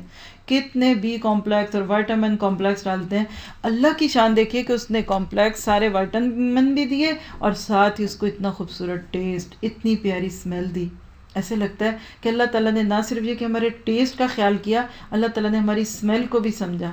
ہم کم پیار کرتے ہیں. اگر غور کریں تو اللہ تعالیٰ پر اتنا انسان کو پیار آتا ہے کہ وہ واقعی کسی اور دوسرے کے بارے میں سوچ بھی نہیں سکتا. اسی طرح ایک اور چیز پہ توجہ دلائی، وَشَجَرَةً تَخْرُجُ مِن طُورِ سِینَا، اور وہ درخت بھی ہم نے پیدا کیا جو طور سینا سے نکلتا ہے. اولیو آئل کی طرف اشارہ. تیل بھی لیے ہوئے اگتا ہے، کھانے والوں کے لیے سالن بھی ہے. آج دنیا میں اتنی انڈسٹری کا ریولوشن ہو چکا ہے. آپ بتائیے کوئی ایک فیکٹری ایسی ہے کہ جو کہے کہ مٹی ڈالیں اور دوسری طرف سے تیل نکال لیں؟ ایسی ہو جائے تو وہ تو کہتے ہیں نا مٹی کو ہاتھ لگائیں تو سونا بننے والی کیفیت ہے. لیکن کیسے اولیو آئل مٹی میں سے نکلتا ہے. اسی طرح فرمایا کہ حقیقت یہ بھی ہے کہ تمہارے لیے مویشیوں میں بھی ایک سبق ہے. ان کے پیٹوں میں جو کچھ ہے اس میں سے ایک چیز یعنی دودھ ہم تم کو پلاتے ہیں، اور تمہارے لیے ان میں بہت سے فائدے بھی ہیں، ان کو تم کھاتے بھی ہو اور ان کشتیوں پر سوار بھی کیے جاتے ہو. سورۃ نحل میں ہم نے پڑھا، یہاں بھی بتایا. اور آج آپ دیکھیے کہ کوئی مٹی سے دودھ نہیں نکال سکتا، لیکن اسی مٹی سے نکلا ہوا چارہ کھا کر بھینس دودھ دیتی ہے. بھینس اپنے بچے کو دودھ پلاتی ہے. آج عورتیں بعض دفعہ اپنے بچوں کو محروم کر دیتی ہیں ان چیزوں سے، پھر ویٹ گین ہوتا ہے تو پھر اور مشینوں پہ بیٹھتی ہیں. یعنی آپ دیکھیے کہ ہم نے فطرت کے نظام کو کتنا بگاڑا کہ جس کی وجہ سے ہمارے جسم بھی خراب ہوئے اور ہمارے بچے بھی دودھ سے محروم ہوئے. تو آج آپ نے غور کیا تھا اس دن جو آپ کو دی تھی ایکٹیویٹی، دودھ کو دیکھ کے دودھ کے ڈبے پہ کچھ لکھا ہے کہ نہیں لکھا؟ کیا لکھا ہے آپ نے؟ جی میں نے اپنے بیٹے کو کہا تھا کہ وہ لکھے نا کہ کالی سا بھینس ہوتی ہے اور وہ مطلب چارہ کھاتی ہے، خون اس کا سرخ ہوتا ہے مگر دودھ میں سفید پی رہا ہوں. دودھ سفید تو وہ کہے گا مجھے اس میں آپ ڈال دیں، اسٹرابری شیک بنا دیں، میں ریڈ دودھ پی لیتا ہوں. تو اب دیکھیے کہ چھوٹی چھوٹی چیزیں نا جس سے آپ بچوں کو اللہ کی محبت دے سکتے ہیں. اب یہاں سے ناشکری قوم ہے. اللہ تو اتنی نعمتیں دیتا ہے لیکن لوگوں کو پتہ نہیں کیوں نظر ہی نہیں آتی. تو فرمایا، حضرت نوح ہی سے کہانی ہمیشہ شروع ہوتی ہے. وَلَقَدْ أَرْسَلْنَا نُوحًا إِلَىٰ قَوْمِهِ، ہم نے نوح کو ان کی قوم کی طرف بھیجا. اس نے کہا ہے میری قوم کے لوگو اللہ کی بندگی کرو، اس کے سوا تمہارا کوئی معبود نہیں. کیا تم ڈرتے نہیں ہو؟ دیکھیے ڈر، اللہ کا ڈر اور نبیوں کی وہی دعوت، وہی ترتیب، وہی سب کچھ کہ کس طریقے سے ایک انسان اس چیز کو سامنے لے کے آتا ہے. کہا کہ تمہیں ڈر نہیں لگتا، یعنی تقوی پیدا کرو. کیونکہ اب دیکھیے تقوی جو ہے نا یہ نیک اعمال کا ایسٹ ہوتا ہے. اسی کے ذریعے سے آپ نیک عمل کرتے ہیں اور گناہوں میں فرق کر پاتے ہیں. تقوی نہ ہونا تو یہ بھی نہیں پتہ چلتا کہ یہ گناہ کے ثواب ہے. سچی جو بات ہے. اور آج آپ دیکھیں کہ اکثر لوگ کلر بلائنڈ ہیں اس ناطے سے، کہتے ہیں اچھا یہ گناہ ہے، ہمیں تو پتہ ہی نہیں تھا. وہ اچھا یہ تو ہم تو ثواب سمجھ کے کر رہے تھے، یہ گناہ ہے. تو تقوی جو ہے نا یہ زندگی کا سٹائل بدل دیتا ہے. چھوٹی سی آپ کو ایک مثال دیتی ہوں، آپ تھوڑا سا امیجنیٹ کیجئے گا. آپ اپنی ہی لائف کو ابتدائی دنوں کا سوچ لیں، اگر کوئی بردر اپنے آپ کو سوچیں یا آپ کسی کا بھی سوچیں کہ جب زندگی کے ابتدائی دن ہوتے ہیں، چلے اسٹوڈنٹ لائف ہے، بہت تھوڑے پیسے ہوتے ہیں نا آپ کے پاس، ہر وقت ماں سے جھگڑا ہی ہوتا ہے، ابو سے جھگڑا ہی ہوتا ہے، یہ دلا دیں وہ دلا دیں. ہاں پھر جاب کرتے بھی اس لیے کہ ذرا ہم اپنے خرچے اچھے کریں، بڑا پلان لیں، کوئی 4-5 ہزار منٹ لیں نیٹ پہ تاکہ دوستوں سے باتیں ہوتی رہیں. ہاں پھر آہستہ آہستہ جاب ملتی ہے، تھوڑے پیسے ہوتے ہیں. آہستہ آہستہ جب بچہ بڑا، لڑکے بڑے ہوتے ہیں 25-30 سال کے، کیریئر بنتا ہے، پھر جاب بھی بڑی ہوتی ہے، بیوی بھی آ جاتی ہے، گھر میں خوشحالی ہوتی ہے. تو جب پیسے زیادہ آتے ہیں یا ہمارا بزنس فلورش کرتا ہے، جب چمکتا ہے، تو اس کے ساتھ ہی فرق کیا آتا ہے؟ گھر کا ماحول بدل جاتا ہے نا. وہ پرانا صوفہ آپ چینج کر دیتے ہیں، اب پردے چینج کر دیتے ہیں، اب کارپیٹ، پہلے کبھی نہیں برا لگا، وہیں رہتے تھے، 4 پائیوں پہ سوتے تھے، لیکن آج ہمیں اب یہ اپنی کرسیاں بھی نہیں اچھی لگ رہی. آہستہ آہستہ گھر کا رنگ روپ بدلتا ہے. پتہ ہے لوگ کہتے ہیں جی ان کا لگتا ہے کاروبار بڑا اچھا ہے، لگتا ہے اب ان کے بچے بھی کمانے لگ گئے. بالکل اس کو ٹیلی کیجئے تقویٰ کے ساتھ. ایمان والے کا تقویٰ شروع میں بہت تھوڑا ہوتا ہے، بس وہ گناہ نہ کر کے اپنے آپ کو نیک سمجھتا ہے. وہ کہتا ہے لو دیکھو دوسروں سے تو اچھی ہے نا، آپ دیکھیں آپ نے تو اتنا کچھ کیا اور مجھے اب یہ روکتی ہیں. بعض بچے اپنی ماں کو یہ کہتے ہیں خود سب کچھ کر لیا اور ہمیں روک رہے ہیں. ہاں بھائی اسی لیے روک رہے ہیں کہ ہمیں کسی نے نہیں روکا تھا، تو شکر اللہ کا کہ تمہیں روک رہے ہیں. ہاں اب آہستہ آہستہ تقویٰ بڑھتا. شروع میں انسان فرائض پہ بات آتی ہے، چلو بھائی پہ فرض پڑھ رہی ہوں بس چپ، اس سے زیادہ نہیں. پھر آہستہ آہستہ وہ فرض اپنے تھوڑے لگتے ہیں، پھر آپ سنتیں پڑھتے ہیں، پھر سنتیں پڑھتے ہوئے آپ کہتے ہیں بس اتنا، اللہ کے تو اتنے احسان ہے. پھر آپ کو نفل چھوٹے لگتے ہیں، پھر آپ کو حقوق العباد، پھر کہتے ہیں بس یہ تو میری عام نیکی ہے. پھر بندہ مشکل حالات کی نیکی ڈھونڈتا ہے، پھر بندہ کہتا ہے آج میں نے اللہ کے دین کا کام کرنا ہے. اور ہوتے ہوتے ایک ایسی کیفیت آتی ہے کہ بندہ کریزی ہو جاتا ہے. جس کا مسئلہ اگلی آیتوں میں آ رہا ہے، کہا کیا تم ڈرتے نہیں ہو؟ اس کی قوم کے جن سرداروں نے ماننے سے انکار کیا وہ کہنے لگے یہ شخص کچھ نہیں مگر ایک بشر تم ہی جیسا، اس کی غرض یہ ہے کہ تم پر برتری حاصل کرے. الزامات کہ تم پہ بڑا بننا چاہتا ہے، لیڈر بننا چاہتا ہے. اللہ کو اگر بھیجنا ہوتا تو فرشتے بھیجتا. یہ بات تو ہم نے کبھی اپنے باپ دادا کے وقتوں میں سنی ہی نہیں. دھان کے بان وہی جملہ بار بار جو ہر نبی کے دور میں ہوا کہ ہم نے تو اپنے بڑوں سے یہ بات کبھی سنی نہیں کہ بشر رسول بن کر آئے. کچھ نہیں، بس اس آدمی کو تو ذرا جنون لاحق ہو گیا، کریزی ہو گیا، فنیٹک ہو گیا ہے. آپ دیکھیے کہ یہاں ایک بہت ہی خوبصورت بات کہی گئی، اور وہ کیا کہ جب ایک بندہ اللہ کی محبت میں رنگتا ہے، تقویٰ آ جاتا ہے نا، تو دین اس کا پیشن بن جاتا ہے. پھر اس کو چین آتا بھی کوئی نہیں. اللہ کی محبت اتنی بھاگ رہا ہے، پھر دوسروں کو، پھر تیسروں کو، پھر جو حکم آیا اس کو مان لیا. واقعی دیکھا جائے، اگر آپ دیکھیں کہ ہم خود کو نہیں دیکھتے ان چیزوں میں، دوسروں کو تو ہم دکھتے ہیں. ایک بندہ ہے ہر وقت جو سامنے لوگ دکھ رہے ہیں ان سے نہیں ڈر رہا، بن دیکھے ان نظر آنے والے رب کو دیکھ ڈر رہا ہے. اندیکھی جنت کے پیچھے بھاگ رہا ہے اور دنیا کے فائدوں کو پیچھے ڈال رہا ہے. وہ فائدہ اور نقصان نہیں دیکھتا، وہ کہتا ہے بس چلنا ہے چلنا ہے. تو لوگوں کو تو دیوانہ ہی لگے گا نا کہ اس کو کیا ہو گیا، یہ تو اچھا بھلا تھا، اس کو کیا ہوا. اس کو پہلے اپنی فکر لگتی ہے، پھر دوسروں کی لگتی ہے، پھر ہوتے ہوتے وہ بندہ اپنے آپ کو آگے سے آگے لے جاتا ہے. تو دعا کیجئے کہ دین ہمارا پیشن بن جائے. اللہ کی محبت، اللہ کی بات، اللہ اللہ. حدیث میں آتا ہے کہ اللہ کو اتنا یاد کرو کہ لوگ تمہیں ریاکار کہنے لگے. یعنی وہ سمجھ رہے ریاکار ہو، تم نہیں ہو اصل کے. تو کیا ہے؟ جنون، fanatic. Are you okay? He is going out of his mind. اور پتہ نہیں اس کو کیا فنیٹک، اور اس کو تو ہوش ہی نہیں، یہ تو دیوانی ہو گئی ہے. پھر کبھی کہیں گے اس کو تو بچوں کی ہوش نہیں، اس کو تو کنگھی کی ہوش نہیں. خیر آپ ایسے تو نہ بنیں کہ آپ کنگھی بھی نہ کریں اور لوگ آپ کے دین کو بدنام کریں. لیکن حقیقت ہے جس کبھی اپنے لوگوں کو بزنس کرتے دیکھیں. کسی ماں کی بات یاد آ گئی، اس نے کہا کہ ماں سارا دن کام کر کے آتا ہے، تھکتا ہے تو پھر ایسا سوتا ہے کہ اٹھتا ہی نہیں ہے. جنون ہے اس کو کاروبار کا. کبھی آپ دیکھا کریں، میں نے ایسے بڑے لوگ دیکھے ہیں، یقین کریں بھوک پیاس سے دور ہے لیکن کما رہے ہیں. وہ کہتے ہیں پھر پیسے کے لیے نہیں ہم کماتے، ہماری مجبوری بن جاتی ہے. جیسے ہائی وے پہ ایک دفعہ گاڑی چڑھا لو تو پھر اتار نہیں سکتے، اتنا بڑا ہمارا سرکل ہو جاتا ہے. کھانے کو تو بعد میں دیکھیں گے، پہلے کام کریں گے. اس طرح دین کے کام کرنے کو پیشن لگ جاتا ہے. وہ کہتا ہے نہیں بس اب میں اور کروں گا، میں اور کروں گا، میں آگے بڑھوں گا، مجھے یہ بھی کرنا ہے، مجھے وہ کرنا ہے. پھر وہی بات ہے فزدناہم، خدا والی بات ہے. آپ چھوٹی سی ایک اور مثال اللہ نے دل میں ڈالی تو سمجھ لیں کہ آپ میں سے کبھی کسی نے کچھ منی انویسٹ کی ہوگی کسی جگہ. جب آپ منی انویسٹ کرتے ہیں تو کیا ہوتا ہے؟ گرو ہوتی ہے نا. اگر 1 لاکھ آپ نے کہیں لگایا تھا تو ہر مہینے آپ کو 2-4 ہزار کبھی کم کبھی زیادہ کر کے پروفٹ آتا ہے، پیسہ بھی بڑھتا جاتا ہے وقت کے ساتھ. بالکل اسی طرح جب ہم اللہ کے راستے میں اپنی سکلز لگاتے ہیں نا، یہ انویسٹمنٹ ہوتی ہے. میں اپنا وقت لگا رہی ہوں نا تو یہ میرا وقت انویسٹ ہو رہا ہے، میں اپنا علم لگا رہی ہوں تو انویسٹ ہو رہا ہے. اگر آپ اپنی جان لگا رہی ہیں، اپنا وقت لگا رہی ہیں، اپنی سکلز لگا رہی ہیں نا، اب آپ کی چونکہ انویسٹمنٹ ہو رہی ہے نا، تو اس انویسٹمنٹ سے دن بدن آپ کا پھر کام بڑھیں گے. اگر آپ کو دین کے بڑھتے ہوئے کاموں سے اپنے آپ کو روکنا ہے تو پھر take out your share please, پھر آپ اپنا حصہ نکالیں. کبھی کسی بیوقوف شخص کو ہم نے نہیں دیکھا کہ کوئی کہ نہیں جی میرا پیسہ اتنا بڑھتا جا رہا ہے میں نہیں کر سکتا. بھی جو شکر ہے نکلو، ہم خود تمہارا نفع لے لیں گے. تو یہ دین کے کاموں میں اللہ کی طرف سے جنون ہو جاتا ہے، اس کو صاف دکھ رہا ہوتا ہے میرا فائدہ ہے، یہاں بھی حصہ ڈالوں وہاں بھی ڈالوں. اور الحمدللہ میں اپنے ارد گرد ایسے بے شمار لوگوں کو دیکھتی رہتی ہوں، وہ کہتے ہیں کوئی نیا کورس شروع ہوتا ہے ہمارا حصہ ڈال لیں، ہم یہ کر لیں ہمارا حصہ ڈل گیا، ہم ٹریننگ دے دیں گے ہمارا حصہ ڈل جائے گا، ہم ٹریننگ لے لیں گے یہ ٹھیک ہے، کل اس کورس میں یہ کام کرتے تھے اب اس میں کریں گے. الحمدللہ دوسرے کہیں گے جنونی ہے، دوسروں کو لگے گا. اور میں کبھی نہیں مانتی اس بات کو کہ لوگ دین کا کام کریز بنا کے بھی کریں اور ان کی اپنی ذاتی زندگی مجروح ہو. ناکام ہے. اللہ ہماری سوئی ہوئی صلاحیتوں کو جگا دیتا ہے، یقین کریں.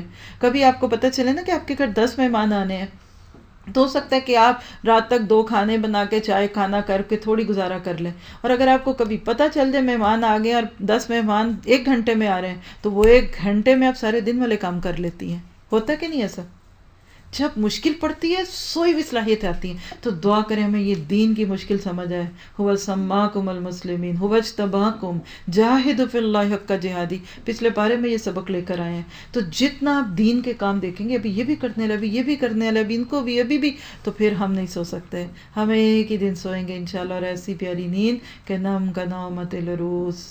اور اللہ ہمیں اس کی توفیق دے کہ ہم آخری دم تک جنون کی حد تک یہ دین کا کام کریں، اس طرح کریں کہ جس سے واقعی ہمیں اللہ کو بھی ہم پہ پیار آ جائے. لوگ تو کہتے ہیں جنونی کا کوئی بات نہیں، کچھ مدت اور دیکھ لو شاید ہی فاقہ ہو جائے. لوگ انصار کرتے ہیں، کہتے ہیں نہیں یہ کریز ہے اتر جائے گا. لوگ کہتے ہیں یہ عورتوں کو فیشن ہو گیا قرآن پڑھنے کا، یہ ماڈرن لوگوں کا اب دین آ گیا، دیکھو یہ پڑھی لکھی عورتیں ہوٹلوں میں بیٹھ کے دین سیکھ رہی ہیں. لوگ بھلا اب عورتیں دین سکھائیں گی، کوئی بات نہیں تھوڑی دیر میں اتر جائے گا. نوح نے برا نہیں مانا، قال رب انصرنی بما کذبون. نوح نے کہا پروردگار ان لوگوں نے جو میری تکذیب کی ہے اس پر اب تو ہی میری مدد فرما. کیا پتہ چلا کہ جھٹلائے جائیں تو لڑنا نہیں، اللہ سے مدد مانگے. ہم نے اس پر وحی کی کہ ہماری نگرانی میں اور ہماری وحی کے مطابق کشتی تیار کر، پھر جب ہمارا حکم آ جائے اور تنور ابل پڑے تو ہر قسم کے جانوروں میں سے ایک جوڑا لے کر اس میں سوار ہو جا اور اپنے اہل و عیال کو بھی سوار کر لے، سوائے ان کے جن کے خلاف پہلے فیصلہ ہو چکا. اور ظالموں کے بارے میں مجھ سے کچھ نہ کہنا، اب یہ غرق ہونے والے ہیں. پھر جب تو اپنے ساتھیوں سمیت کشتی پر سوار ہو جائے تو کہہ کہ شکر ہے اس ذات کا، الحمدللہ الذی نجانا من القوم الظالمین. شکر ہے اس ذات کا جس نے ہمیں ظالم لوگوں سے نجات دی. اور کہہ دے کہ پروردگار مجھ کو برکت والی جگہ اتار اور تو بہترین جگہ دینے والا ہے. ہائی لائٹ کر لیجیے آج کے پارے کی پہلی دعا، ربی انزلنی منزلا مبارکا وانت خیر المنزلین. ایک تو یہ کشتی میں بیٹھنے کی دعا بھی ہے، لیکن ہر جگہ اتریں، جڑیں بیٹھے، جہاز میں جا رہے ہیں اتر رہے ہیں، کسی سے رشتہ کر رہے ہیں، کسی کو رشتہ دے رہے ہیں، زندگی میں کوئی نیا معاملہ ہے تو یہ دعا پڑھیں کہ اللہ اس معاملے کو خیر عطا کرنا، تو مجھے برکت دینا. اللہ میں نیا کورس شروع کر رہی ہوں، اس کو میرے لیے برکت عطا کرنا. اللہ میں یہ دین کی نئی کمٹمنٹ ہو کے کر رہی ہوں، اس کو میرے لیے خیر کا کرنا. اس طرح کی خیر سرگوشیاں کرتے کرتے ایک وقت آئے گا کہ آپ اللہ تعالیٰ کی نظروں میں خوبصورت بن چکے ہوں گے. کہا ان فی ذلک الآیات، اس میں بہت بڑی نشانی ہے نشانیاں کیا؟ وَإِن كُنَّا لَمُبْتَلِينَ، کہ بے شک ہم تو آزمائش تو کر کے ہی رہتے ہیں. دعائیں مانگنے کے باوجود، کوششیں کرنے کے باوجود بھی آزمائشیں آتی ہیں. یاد رکھیے آپ پورے اخلاص سے دین کے کام کرتے ہیں پھر بھی کمی رہ جائے گی، پھر بھی آپ کو ڈانٹ پڑ سکتی ہے، پھر بھی نتائج صحیح نہیں نکلیں گے تو کہ آزمائش تو ہم کر کے رہیں گے، کیونکہ یہ آزمائش ہی تو بہت بڑی نعمت ہے. یہی تو چیزیں جو ہمیں اللہ پہ راضی رکھتی ہیں. آپ دیکھیے کہ جب تک ہمیں اس چیز کا یقین نہیں ہوتا نا کہ جو اللہ کی ذات ہمارے لیے کرتی ہے وہ بہترین ہے، تب تک ہم کسی کام میں سے عبرت نہیں لیتے. اس لیے اللہ سبحانہ تعالیٰ ہمیں اگلی قوموں کا قصہ سناتے ہیں، ثم انشأنا من بعدهم قرنا آخرین. ان کے بعد ہم نے اور بھی دوسرے دور کی قوم اٹھائی، پھر ان میں سے انہی کی قوم کا ایک رسول بھیجا جس نے ان کو دعوت دی کہ اللہ کی بندگی کرو، تمہارے لیے اس کے سوا اور کوئی معبود نہیں. افلا تتقون، کیا پھر تم ڈرتے نہیں ہو؟ اس کی قوم کے جن سرداروں نے ماننے سے انکار کیا اور آخرت کی پیشی کو جھٹلایا. نوٹ کیجئے گا اللہ کے سامنے پیش ہونے کا انکار. جن کو ہم نے دنیا کی زندگی میں آسودہ کر رکھا تھا وہی بولتے ہیں جن کے گھر میں جب پیٹ بھرتا ہے نا تو بندہ اللہ کے بھی خلاف عادت ہونے لگتا ہے. اسی لیے کہا کہ جن کو اللہ نے دنیا کی نعمتیں دی تھی وہی آگے بولنے لگے, کہنے لگے یہ شخص کچھ نہیں ہے مگر ایک بشر تم ہی جیسا, جو کچھ تم کھاتے ہو وہی یہ کھاتا ہے, جو کچھ تم پیتے ہو وہی یہ پیتا ہے. اب اگر تم نے اپنے ہی جیسے ایک بشر کی اطاعت قبول کی تو تم گھاٹے ہی میں رہے. یہ تمہیں اطلاع دیتا ہے کہ جب تم مر کر مٹی ہو جاؤ گے اور ہڈیوں کا پنجر بن کر رہ جاؤ گے اس وقت تم قبروں سے نکالے جاؤ گے دور, بالکل دور. یہ وعدہ جو تم سے کیا جاتا ہے یعنی یہ کبھی نہیں آئے گا. ہیہات لما توعدون ان ہی الا حیاتنا الدنیا نموت ونحیا وما نحن بمبعوثین. زندگی کچھ نہیں مگر بس یہی دنیا کی زندگی, یہی ہم کو مرنا اور جینا ہے اور ہم ہرگز اٹھائے جانے والے نہیں ہیں. آج بھی لوگ یہی کہتے ہیں نا, لو ہم جینے کی فکریں کر رہے ہیں آپ ہمیں جانے کی تیاریاں سناتے ہیں. دیکھیے جینے کے سامان اتنے بڑھا لیے کہ وہ جانے کے بعد جو خوبصورت جگہ ملنی ہے اس کا اندازہ ہی نہیں ہوا. اللہ کے نبی نے فرمایا کن فی الدنیا کانک غریب, اس دنیا میں ایسے رہو جیسے تم اجنبی ہو, جیسے راہ چلتا کوئی مسافر. یہاں اتنا وقت لگائیے جتنا یہاں رہنا ہے اور اس آخرت کے لیے اتنا وقت لگائیے جتنا وہاں رہنا ہے. لیکن لوگوں کو چونکہ نبیوں کی یہ بات سمجھ نہیں آتی اس لیے کہا کرتے تھے ان ہوا الا رجل افترى علی اللہ کذبا, ان ہوا الا رجل افترى علی اللہ کذبا. یہ شخص محض اللہ کے نام پر جھوٹ گھڑ رہا ہے اور ہم کبھی اس کی ماننے والے نہیں. یعنی خود کو بڑے عقل مند سمجھتے ہوئے یہ باتیں کہتے تھے. رسول کا جواب سن لیجئے. قال رب انصرنی بما کذبون, رسول نے کہا پروردگار ان لوگوں نے جو میری تکذیب کی ہے اس پر اب تو ہی میری مدد فرما. کیا پتہ چلا جب بھی کوئی آپ پر شک کرے کہ آپ ہمیں خراب کر رہے ہیں, آپ ہمارا عقیدہ خراب کر رہے ہیں, آپ ہمیں دنیا سے اٹھا کر پتہ نہیں کہاں لے جا رہے ہیں, تو یہی دعا کیجئے کہ اللہ تو میری مدد فرما. جواب میں ارشاد ہوا قریب ہے وہ وقت جب کہ اپنے کیے پر پچھتائیں گے. آخر کار ٹھیک ٹھیک حق کے مطابق ایک ہنگامہ عظیم نے ان کو لے لیا, ان کو آ لیا اور ہم نے ان کو کچرا بنا کر پھینک دیا. دور ہو ظالم قوم. کچرا کس کو کہتے ہیں آپ کو پتہ ہے؟ یہاں لفظ غصہ کا ہے. کبھی سیلاب کے پانی کے اوپر توڑی اور پتے اور وہ جو چھوٹی چھوٹی درختوں کی ڈالیاں ہوتی ہیں وہ چلتی دیکھی ہوں گی, اس کو غصہ کہتے ہیں. بے قیمت ایسی قومیں جن کو اپنے وقت میں بہت بڑا سمجھتے تھے, اللہ کہتے ہیں وہ کوڑا کرکٹ بن گئے. کبھی کہیں پانی رکا ہوا دیکھیں اور اس کے اوپر گند دیکھیں تو اس کو سمجھیے کہ جب قومیں اللہ کا کام نہیں کرتی, اللہ کے آئے ہوئے نبیوں کو نہیں مانتی. اور آپ دیکھ رہے ہیں ہر نبی کے قصے میں بشر ہر دور میں نبی انسان ہوتا تھا, لیکن لوگ اس کی انسان ہونے کی بجائے اس کو کچھ اور سمجھتے تھے. اللہ تعالیٰ جب قوموں کو دیکھتا ہے کہ وہ نبیوں کے صحیح مقام کو نہیں پہچانتی تو یاد رکھیے اس کو ضائع کرتا ہے. تو تعلق بالرسول کے جو نقطے آپ نوٹ کرتے ہیں اس میں یہ نقطہ نوٹ کیجئے. دو باتیں. نمبر ایک, نبی ہمیشہ انسان ہوتا ہے, جن کبھی نبی نہیں بنے, خاص طور پہ جنوں کے لیے. آج جو جنات ہیں ان کے نبی بھی محمد صلی اللہ علیہ وسلم ہے. یعنی ہمارے نبی کی رسالت دو طرح سے ہے, ایک انسانوں کے لیے اور ایک جنوں کے لیے. اور دوسری بات ہے کہ نبی ہمیشہ مرد ہوتے ہیں, عورت کبھی نبی نہیں بنی. ایک تیسری چیز بھی نوٹ کیجئے کہ نبی انسان ہوتے ہیں. پہلے والی بات ہی میں ٹھیک ہے کہ آپ نبی کو اگر انسان یا بشر یا نور اور بشر کے چکر میں لیں تو قرآن بار بار بشر اور کبھی عبد کا نام لیتا ہے. تو نبوت کے بارے میں یہ مزاج بالکل درست رکھیے کہ وہ انسان ہوتے ہیں, کھاتے بھی, ان کی ضروریات تھیں, خوش بھی ہوتے تھے, وہ کبھی دکھی بھی ہوتے تھے, ان کو غصہ بھی آتا تھا. ہاں اللہ نے ان کو ایک زندگی کا مقصد دیا ہوتا تھا. یہ ہمارے اور ان کے بیچ میں بہت فرق ہوتا ہے. اس کے علاوہ یہ کہنا نبیوں کا سایہ نہیں ہوتا, نبی جو ہے اس طرح کے ہیں اور وہ تو عام لوگوں سے بڑھ کے, تو یہ باتیں ہماری نہ سمجھی کی ہیں. اصل بات ہے کہ جب بندہ ایک واقعی بہت بڑے مشن کے ساتھ جیتا ہے تو واقعی اس کو اللہ کے نبی کی طرح کئی دن بھوک نہیں لگتی, کئی دن بھوکے رہ سکتے ہیں, عبادت کرتے ہیں. جتنی روحانیت آپ اپنی بڑھاتے جائیں گے اتنے آپ کے جسمانی تقاضے کم ہوتے جائیں گے. اسی طرح اللہ تعالیٰ اگلی قوم کی بات کرتے ہیں. ثم ارسلنا, ثم انشأنا من بعدهم قرونا آخرین، پھر ہم نے ان کے بعد ہم نے دوسری قومیں اٹھائیں، کوئی قوم نہ اپنے وقت سے پہلے ختم ہوئی اور نہ اس کے بعد ٹھہر سکی۔ پھر ہم نے پے در پہ اپنے رسول بھیجے، جس قوم کے پاس بھی اس کا رسول آیا اس نے اس کو جھٹلایا، اور ہم ایک کے بعد ایک قوم کو ہلاک کرتے چلے گئے، حتیٰ کہ بس اب ہم نے ان کو افسانہ ہی بنا کے چھوڑ دیا۔ پھٹکار ان لوگوں پر جو ایمان نہیں لائے، بھولی بسری کہانیاں ہو گئی، لوگ داستانیں بن گئے، بڑی اپنے وقت کی قومیں تھی لیکن کہاں چلی گئی۔ آج کبھی ہمیں کوئی نہیں ایسا دکھتا۔ اصل بات یہ کہ ہم نصیحت لیں کہ ہم کہیں اپنے آپ کو اللہ کے اس انتقام کا نشانہ تو نہیں بنا رہے۔ کبھی آپ موجوداڑو گئے ہوں، ہڑپا گئے ہوں، ایجپٹ گئے ہوں، تو آپ اس آیت کو یاد کیجئے گا کہ فَجَعَلْنَاهُمْ أَحَادِيث، کہتے نا اب ان کی تو بس باتیں ہی رہ گئی ہیں۔ دنیا سے اتنے ایکٹیو لوگ چلے جاتے ہیں، ہمارے اپنے خاندانوں میں اتنے اہم لوگ ہوتے ہیں، کوئی فیصلہ ان کے بغیر لوگ نہیں کرتے، کوئی ان کے بغیر محفل نہیں سجتی، آج چلے گئے، ہمیں یاد ہے، کل دوسروں کو یاد نہیں رہیں گے۔ ایک نسل کو بندہ یاد رہتا، اگلی نسل پھر باتیں سنتی، اچھا دادو ایسی تھی، دادی ایسی تھی، پردادی کا تو آج تک آپ کو بھی نہیں پتا ہوگا کہ آپ کی پردادی کا۔ رب اشرح لی صدری ویسر لی امری واحلل عقدۃ من لسانی یفقہوا قولی۔ سورۃ نور، چند باتیں سورت کے بارے میں۔ 24 نمبر کی سورت ہے اور نزول کے اعتبار سے 102 نمبر کی سورت ہے۔ اس سے آپ کو اندازہ ہوگا کہ یہ مدینہ میں بیچ کے دور میں نازل ہوئی۔ اس پوری سورت کا جو ٹاپک ہے نمبر 1 معاشرتی اصلاح کے اقدامات، یعنی سوشلی جب قومیں ڈکلائن کا شکار ہوتی ہیں، ان میں بہت ساری خرابیاں آ جائیں تو کیا چیزیں کی جائیں گے جس سے وہ سوسائٹیز جو ہیں دوبارہ ٹھیک ہوں۔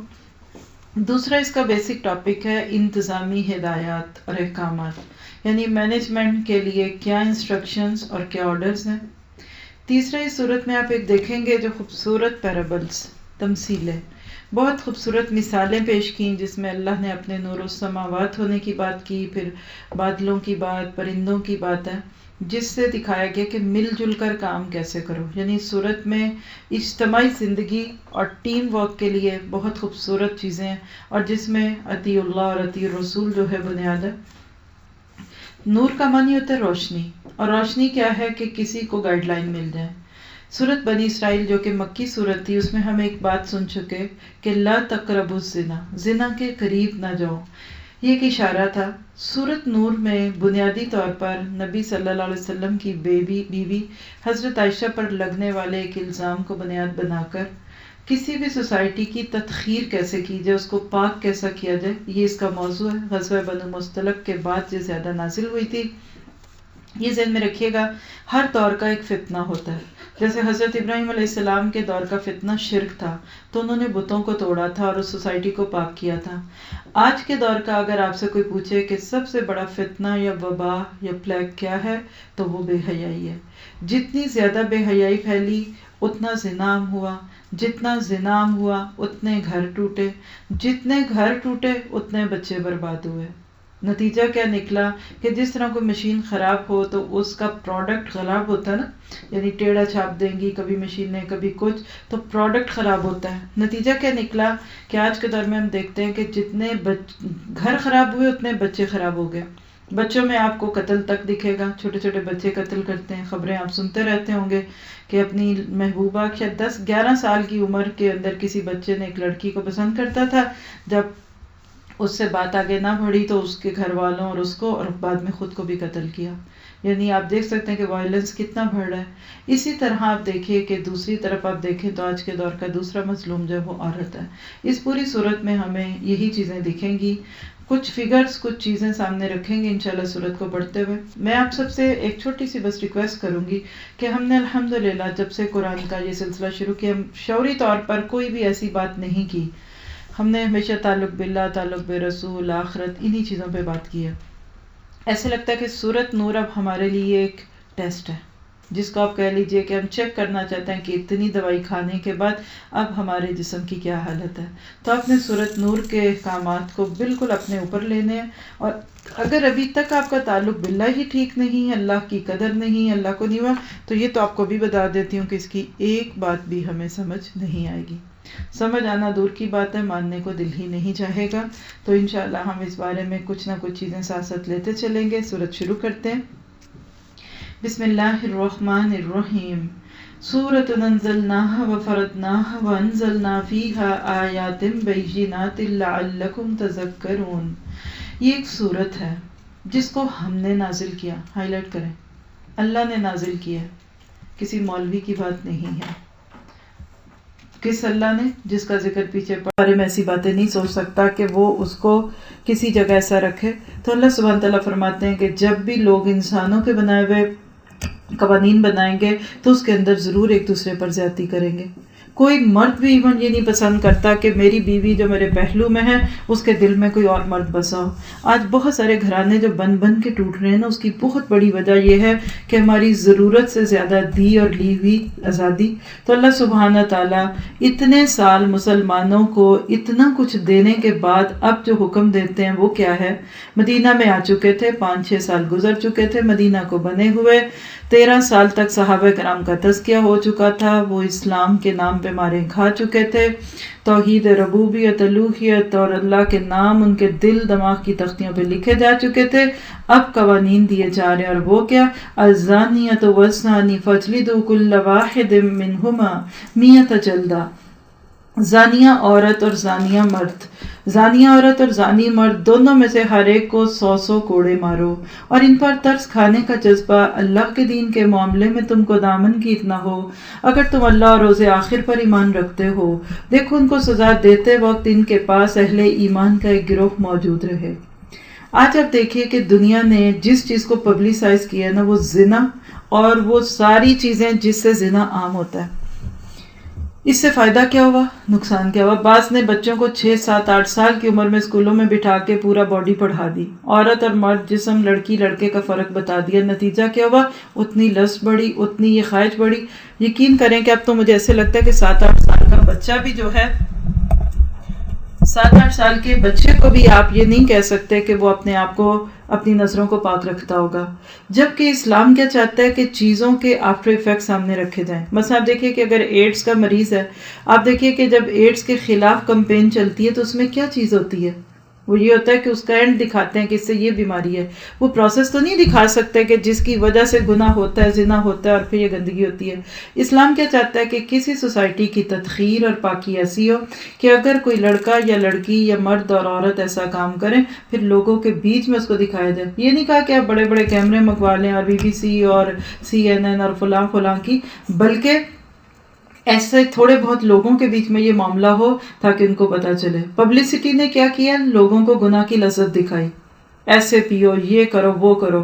اسلام کہتا ہے انجام دکھاؤ تاکہ کشش ختم ہو جائے.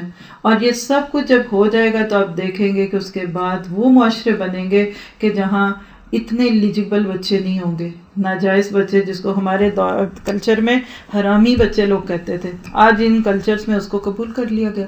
اور حیرت کی بات ہے کہ اب تو مسلمان بھی ان چیزوں کو قبول کرنے لگے. اٹس اوکے، یہ تو اس کی جوانی کی غلطی تھی اور کوئی بات نہیں، وہ حق ہے اور یہ دس اینڈ دیٹ ہے. اللہ تعالیٰ کہتا ہے کہ تم میرے دین کے معاملے میں اس طرح نہ کرو. جہاں لفظ محبت آتی ہے نا، دل نرم ہونے لگتا ہے، چاہے وہ لورز ہی کیوں نہ ہو، چاہے ہیرو ہیروئن کیوں نہ ہو.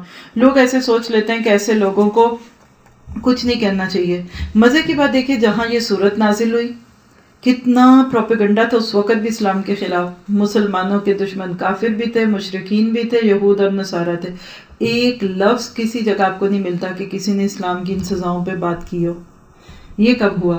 1200 سال تک کسی نے سورۃ نور کے کسی حکم کو چیلنج نہیں کیا. یہ پچھلی 2 صدیوں میں جب بے حیائی بڑھی، لسٹ اچھی لگی، لوگوں کو جسم دکھانا اچھا لگا، ان کو اپنے باڈی کو، اپنے جسم کو اپنی مرضی سے چلانا اچھا لگا، تو لوگوں نے کہا کہ یہ کیا، یہ قرآن خراب، دیکھو یہ ایسی سزائیں دیتا ہے. اور آج اس نام پہ اسلام کو بدنام کرتے ہیں کہ اسلامی سزائیں ایسی ہوتی ہیں اور ویسی ہوتی ہیں. پہلے برائی کو ایکسیپٹ کیا اور پھر اس کو ایکسپیکٹ کرنے لگے.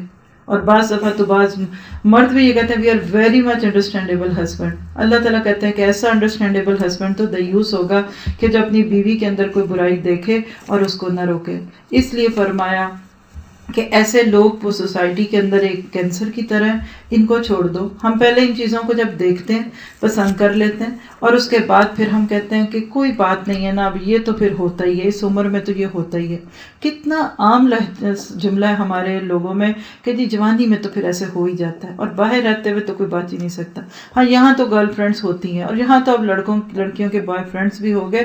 اللہ تعالیٰ کہتے ہیں کہ لا تاخذکما رأفۃ فی دین اللہ، اللہ کے دین کے معاملے میں سگی بیٹی کیوں نہ ہو، سگا بیٹا کیوں نہ، آپ کا اپنا شوہر کیوں نہ ہو، اس کے اوپر آپ کے دل میں کبھی ہمدردی نہیں آنی چاہیے. کیونکہ مجرم کے ساتھ ہمدردی انسان کو پورے معاشرے کے خلاف پڑتی ہے. اس لیے فرمایا زانی نکاح نہ کرے مگر زانیہ کے ساتھ یا مشرکہ کے ساتھ، اور زانیہ کے ساتھ نکاح نہ کرے مگر زانی یا مشرک، اور یہ حرام کیا گیا ہے اہل ایمان پر. چوائس کی بات ہے، جو جیسا ہوتا ہے اس کو ویسے ہی اچھے لگتے ہیں. بیڈ پیپل کو پسند کرتے ہیں. گندی لڑکیوں کو دیندار رشتہ مل جائے وہ کہیں گی ہاں میں نے مولوی بننا ہے، اور ذرا لڑکا بگڑا ہو اور اس کو لڑکی ذرا اچھی صاف ستھری مل جائے تو کہتا ہے لو میں اس اسٹوپٹ لڑکی کے ساتھ زندگی گزاروں جو گاؤں میں رہی ہے اور ایسی ہے اور ویسی ہے، اس کو دوسری اچھی لگے گی. اللہ تعالیٰ کہتے ہیں کہ یہ تو ہوگا، جو سوچو گے ویسے ہی ہوگا. اس لیے کبھی بھی اپنے بچوں کے رشتے کرتے ہوئے نہ خاندان کو دیکھیں، نہ ان کی شکل و صورت اور نہ دولت کو دیکھیں. جھونپڑی میں رہ لے انسان مگر گندے مرد بے حیا مرد کے ساتھ نہیں رہ سکتا، اور وہ مرد بالکل کم صورت والی لڑکی ہو اس کو قبول کر لے، لیکن اگر وہ اس کے نام پہ ایک ایسی عورت کو جو بگڑی ہوئی ہے گھر میں لے آئے گا تو اس کا گھر سکون والا گھر نہیں ہوگا. اس کے بعد جو اگلی آیتیں ہیں اس کے اندر حضرت عائشہ رضی اللہ عنہا کی بات آئے گی، لیکن اس سے پہلے ایک چھوٹا سا کویسچن آتا ہے کہ ٹھیک ہے جی جو باہر خرابیاں اس کو تو چھوڑیں، اگر کوئی مرد عورت کوئی گھر میں اپنے ایسی بات دیکھ لے تو کیا کرے؟ یہ بھی ایک سوال تھا ہمارے اس پارے کا، تو اس کا جواب دیا گیا. کیا؟ آئیے دیکھ لیتے ہیں. اور جو لوگ پاک دامن عورتوں پر تہمت لگائیں پھر 4 گواہ لے کر نہ آئیں، ان کو 80 کوڑے مارو، اور دیکھو ان کی شہادت کبھی قبول نہ کرو. یعنی کبھی بھی کسی نکاح وغیرہ کے موقع پر یا کوئی قرض لین دین ہے تو اس میں یہ گواہ نہیں بنیں گے، اور خود ہی وہ فاسق ہیں سوائے ان لوگوں کے جو اس حرکت کے بعد توبہ کر لیں اور اصلاح کر لیں کہ اللہ ضرور ان کے حق میں غفور الرحیم ہے. اور جو لوگ اپنی بیویوں پر الزام لگائیں اور ان کے پاس خود ان کے اپنے سوا کوئی دوسرا گواہ نہ ہو، تو ان میں سے ایک شخص کی گواہی یہ ہے کہ وہ 4 مرتبہ اللہ کی قسم کھا کر گواہی دے کہ وہ اپنے الزام میں سچا ہے، اور 5ویں بار کہے کہ اس پر اللہ کی لعنت ہو اگر وہ اپنے الزام میں جھوٹا ہو. اور عورت سے سزا اس طرح ٹل سکتی ہے کہ وہ 4 مرتبہ اللہ کی قسم کھا کر شہادت دے کہ یہ شخص اپنے الزام میں جھوٹا ہے، اور 5ویں مرتبہ کہے کہ اس بندی پر اللہ کا غضب ٹوٹے اگر وہ اپنے الزام میں سچا ہو. تم لوگوں پر اللہ کا فضل اور اس کا رحم نہ ہوتا اور یہ بات نہ ہوتی کہ اللہ بڑا مہربان اور حکیم ہے تو بیویوں پر الزام کا معاملہ تمہیں پیچیدگی میں ڈال دیتا. آپ سوچئے کہ ایک مرد اپنی بیوی کو برے حالات میں دیکھے تو کیا کرے؟ چپ تو نہیں رہ سکتا. یہاں لیان کا طریقہ بتایا گیا. یہ طلاق کی ایک قسم ہوتی ہے کہ شوہر بیوی یا بیوی شوہر کو گندے کام کے اندر دیکھے، پھر اس کے اوپر ظاہر گواہ تو کوئی ہوگا نہیں اس وقت پاس، تو پھر عدالت میں جا کے وہ قسمیں کھائیں گے. آج کیا ہوتا ہے؟ بیوی کو قتل کر دیا، باربیرک ہو گئے، بیوی کو قتل کر دیا، محبوبہ کے ساتھ دیکھا تو مار دیا، بھائی نے بہن کو دیکھا تو قتل کیا.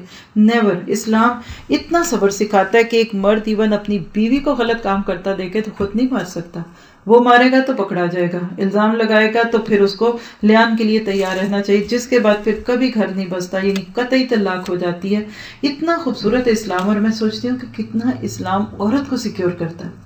عزتیں عورت کی لٹتی ہیں. ایک مرد کئی عورتوں کے ساتھ تعلق رکھتا ہے، عورتوں میں تو کم ہی ہوتا ہے اس طرح کا معاملہ کہ وہ ایک مرد کئی مردوں کے ساتھ ہوں. تو اللہ تعالیٰ سے دعا کیجئے کہ ہمیں اسلام کی قدر آئے. اتنے خوبصورت اسلام کو چھوڑ کر ہم کس گندگی میں کودتے ہیں. آپ دیکھیے کہ بدبو ہو، اگر کوئی ایسا ہے جو گندگی کو میز پر لانا چاہتا ہے، اس کو دیکھے، کھولے، ٹٹولے کیا ہے. یہ تو بڑی جہالت کی بات ہے جب آپ کھانے کے میز پہ ایسی باتیں کریں اور حرکتیں کریں. لیکن بعض لوگ حقیقت میں اس طرح کی گندی گفتگو، گندی چیزوں کو لاتے ہیں اور پھر بے حس ہو جاتے ہیں. آج بالکل یہی چیز ہمیں دکھتی ہے. اللہ تعالیٰ کہتے ہیں کہ یہ درست نہیں. اس کے بعد اگلی آیتوں میں تقریباً 20 آیات ہیں جو حضرت عائشہ رضی اللہ تعالیٰ عنہ پر تہمت کے بارے میں اتری.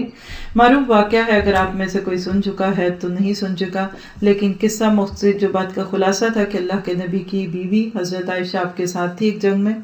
جب جنگ سے واپسی پہ قافلہ اٹھ رہا تھا تو حضرت عائشہ اس وقت ٹوائلٹ کے لیے گئی ہوئی تھی اور ان کو پتہ نہیں چلا، لوگوں نے ان کی ڈولی جو تھی وہ خالی ہی اٹھا کے لے گئے، کیونکہ نہیں پتہ چلتا تھا اس دور میں اتنی ہلکی پھلکی عورتیں ہوتی تھیں، کھانا پینا تو اتنا تھا نہیں ہے۔ جب وہ چلے گئے بعد میں حضرت عائشہ آئیں، دیکھا تو قافلہ جا چکا تھا۔ عقل مندی یہ کی کہ وہیں بیٹھ گئیں کہ جب وہ مجھے جا کے وہاں دیکھیں گے میں ساتھ نہیں ہوں تو مجھے ڈھونڈتے ہوئے ادھر ہی آئیں گے۔ چادر لی منہ پہ اور لیٹ گئیں۔ ایک صحابی تھے صفوان بن معطل ان کا نام تھا، تو ان کی ذمہ داری یہ تھی کہ اینڈ پہ آتے تھے، کوئی بچہ رہ گیا، کوئی چیز گری پڑی اس کو اٹھا کے آتے تھے، ایک قسم کا آخری فائنل راؤنڈ لیتے تھے۔ جب وہ آئے تو انہوں نے کسی شخص کو لیٹے ہوئے دیکھا، انہوں نے اس کو دیکھ کر کہا انا للہ و انا الیہ راجعون، کیونکہ حکم بھی یہی ہے کہ کسی بھی گمی شمی چیز، گم شدہ چیز کو دیکھیں تو یہ پڑھیں۔ ان کے بعد سن کے حضرت عائشہ نے منہ سے کپڑا ہٹایا، تو حضرت عائشہ کو وہ پردے کی آیتوں کے اترنے سے پہلے دیکھ چکے تھے، تو وہ پہچان گئے۔ بس اتنی بات ہوئی کہ اللہ کے نبی کی بیوی ادھر، بس اس کے بعد انہوں نے اپنی اونٹنی کو لا کے پاس رکھا، حضرت عائشہ اس اونٹنی پہ سوار ہو گئی، یہ ساتھ چلتے گئے اور تھوڑے ہی عرصے میں یہ قافلے کے ساتھ پہنچ گئے۔ اللہ کا کرنا ایسا ہوا کہ جب یہ مسلمانوں کے قافلے کے پاس پہنچے، عبداللہ بن ابی کی نظر پڑ گئی، بس اس شخص جس کے دل میں کھوٹ تھا اور جو اللہ کے نبی کو ذاتی زندگی میں بھی دکھ دینا چاہتا تھا، اس نے اس پہ اتنا طوفان کھولا کہ نعوذ باللہ عائشہ تو جان کے پیچھے سے رہی، اور دیکھو تنہا اس کے ساتھ رہی ہے، اور یہ تو سوچی سمجھی کہانی تھی۔ باتیں پھیلنی شروع ہو گئی، کچھ مخلص لوگ بھی باتوں میں آ گئے، یہ بھی ایک بہت تکلیف دہ امر ہوتا ہے۔ اللہ تعالیٰ اس میں ہمیں بہت خوبصورت سبق سکھا رہے ہیں کہ تم کیسے سوچ سکتے ہو کہ عائشہ ایسے کام کرتی ہے۔ بہرحال 1 مہینہ تک مدینہ سوگوار رہا، اللہ کے نبی دکھی، پیاری بیوی، اس پہ الزام، مرد کیا کریں، کوئی کہہ رہا ہے عائشہ کو طلاق دے دیں، کوئی کچھ، اور عائشہ اتنی بولی ان کو پتہ ہی کچھ نہیں ہو کیا رہا ہے۔ کہتی ہیں آتے ہی مجھے ایسے، میں بیمار ہو گئی، مجھے کچھ پتہ نہیں باہر کیا ہو رہا ہے۔ ایک دن واش روم یوز کرنے کے لیے باہر گئیں تو ان کے ساتھ اسی صحابی کی ماں تھی مستو، جنہوں نے ان پہ الزام لگایا اور ان کے رشتہ دار بھی تھے۔ اس نے کسی بات میں اپنے بیٹے کو برا بھلا کہا، ماں حضرت عائشہ نے کہا کہ آپ اپنے بیٹے کو ایسے کیوں کرتی ہیں، وہ تو بدری صحابی ہیں۔ کہنے کہ ہاں تم پہ الزام لگانے میں وہی تو آگے بڑھا ہوا ہے۔ کہنے کہ کون سا الزام؟ اس عورت نے ان کو ساری کہانی سنا دی۔ پھر عائشہ کہتی مجھے سمجھ آئی کہ بات کوئی گڑبڑ ہے، پہلے جب میں بیمار ہوتی تھی تو اللہ کے نبی میرے اوپر بہت شفقت فرماتے تھے، لیکن اب چپ چپ سے رہتے ہیں۔ کہتی ہے میں نے گھر آ کر کہا کہ مجھے ماں باپ کے گھر جانا ہے، اللہ کے نبی نے اجازت دے دی۔ اس پہ بھی ان کو دکھ ہوا، کیونکہ اللہ کے نبی آپ سے اتنی محبت کرتے تھے کہ آپ سے خود کو جدا نہیں کرتے تھے۔ خیر کہتی جب میں ادھر آئی تو باپ بھی دکھی، ماں بھی خاموش اور رو رہے ہیں اور قرآن پڑھ رہے ہیں۔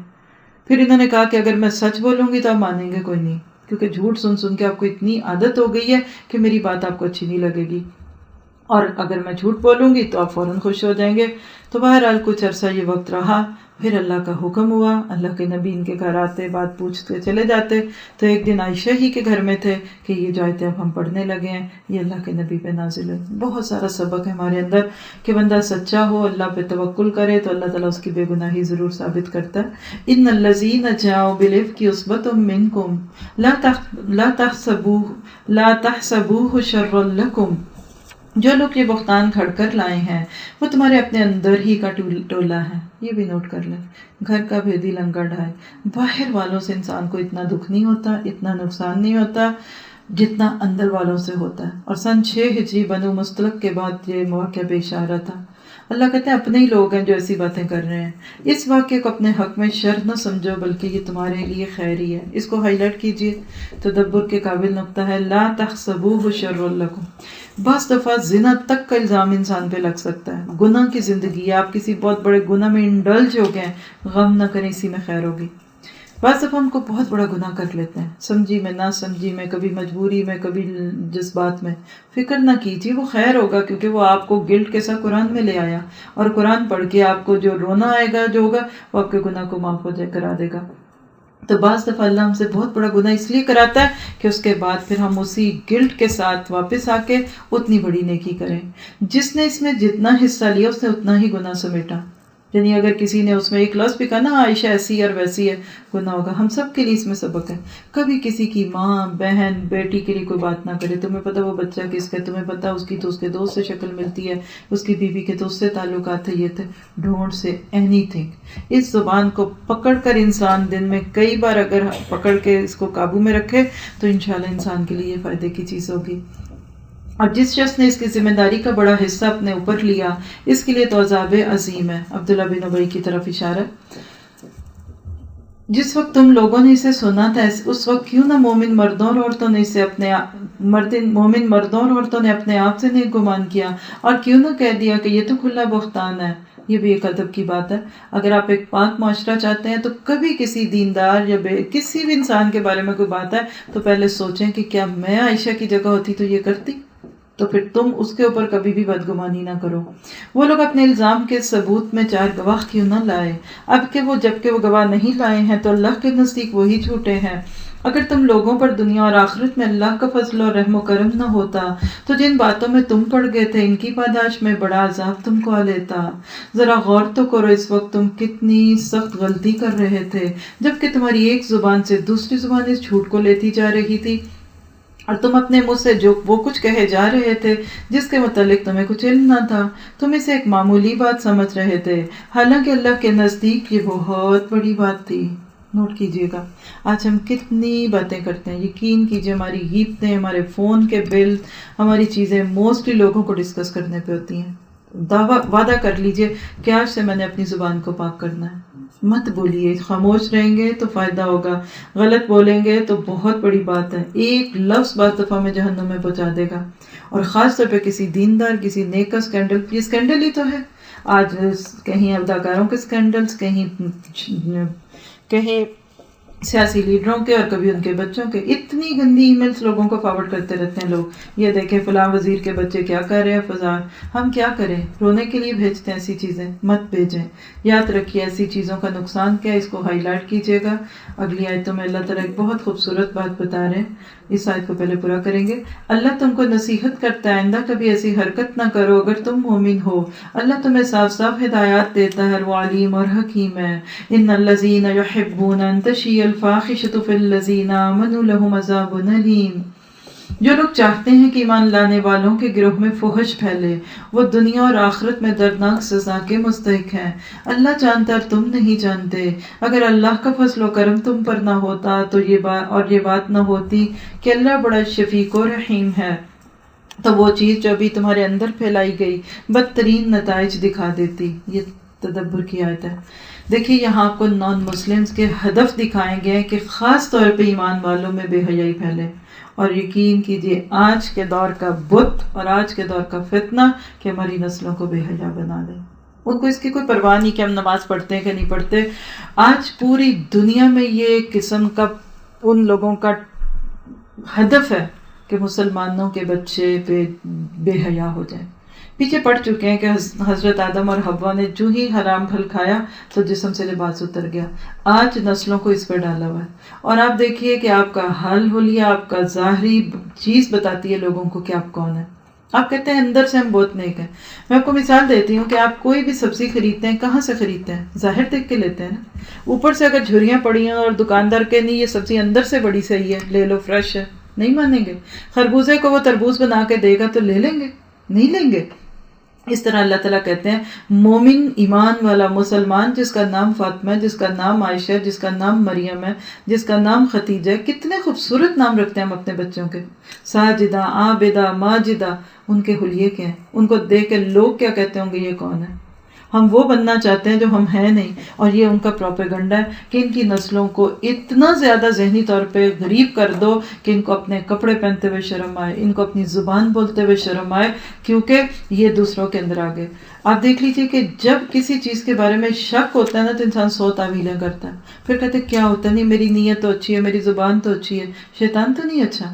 جب ہم بے حیا کپڑے پہن کے باہر نکلتے ہیں، جب ہم بے حیائی کی چیزیں دیکھتے ہیں، بے حیائی کے لفظ بولتے ہیں، جب ہم گندی فلمیں دیکھتے ہیں، جب ہم شادیوں کے نام پہ سارے خاندان کے آگے ناچتے کودتے ہیں، تو کیا ہوتا ہے؟ شیطان خوش ہوتا ہے۔ یا ایھا الذین آمنوا لا تتبعوا خطوات الشیطان، اے لوگو جو ایمان لائے ہو، شیطان کے نقش قدم پر نہ چلو، اور اس کی پیروی جو کوئی کرے گا تو وہ تو اس کو فحش اور بدی ہی کا حکم دے گا۔ یہ نوٹ کر لیجئے بات، شیطان کے نقش قدم پہ جو چلیں گے تو وہ ان سے نماز تو نہیں پڑھائے گا۔ ہم بعض دفعہ نماز کا وقت ہونے کے باوجود نماز کیوں نہیں پڑھ پاتے باہر جا کے؟ صاف وجہ یہی ہے کہ ہمارے کپڑے ٹھیک نہیں ہوتے، ہمارا حال حلیہ ٹھیک نہیں ہوتا، اور غلط چیز دیکھیں، سنیں، بولیں تو اس سے انسان کے اندر سے حس بھی ختم ہو جاتی ہے۔ اگر اللہ کا فضل اور اس کا رحم و کرم تم پر نہ ہوتا تو تم میں سے کوئی شخص پاک نہ ہوتا. کوئی خود کو بڑا نیک نہ کہ میں بڑا نیک ہوں. یہ اللہ کا شکر ہے کہ اس نے اگر آپ کو نیک رکھا ہے. مگر اللہ ہی جسے چاہتا ہے پاک کر دیتا ہے، اور اللہ سننے اور جاننے والا ہے. وَالْآيَاتَ لِأُولِي الْفَضْلِ مِنْكُمْ وَالسَّعَةِ.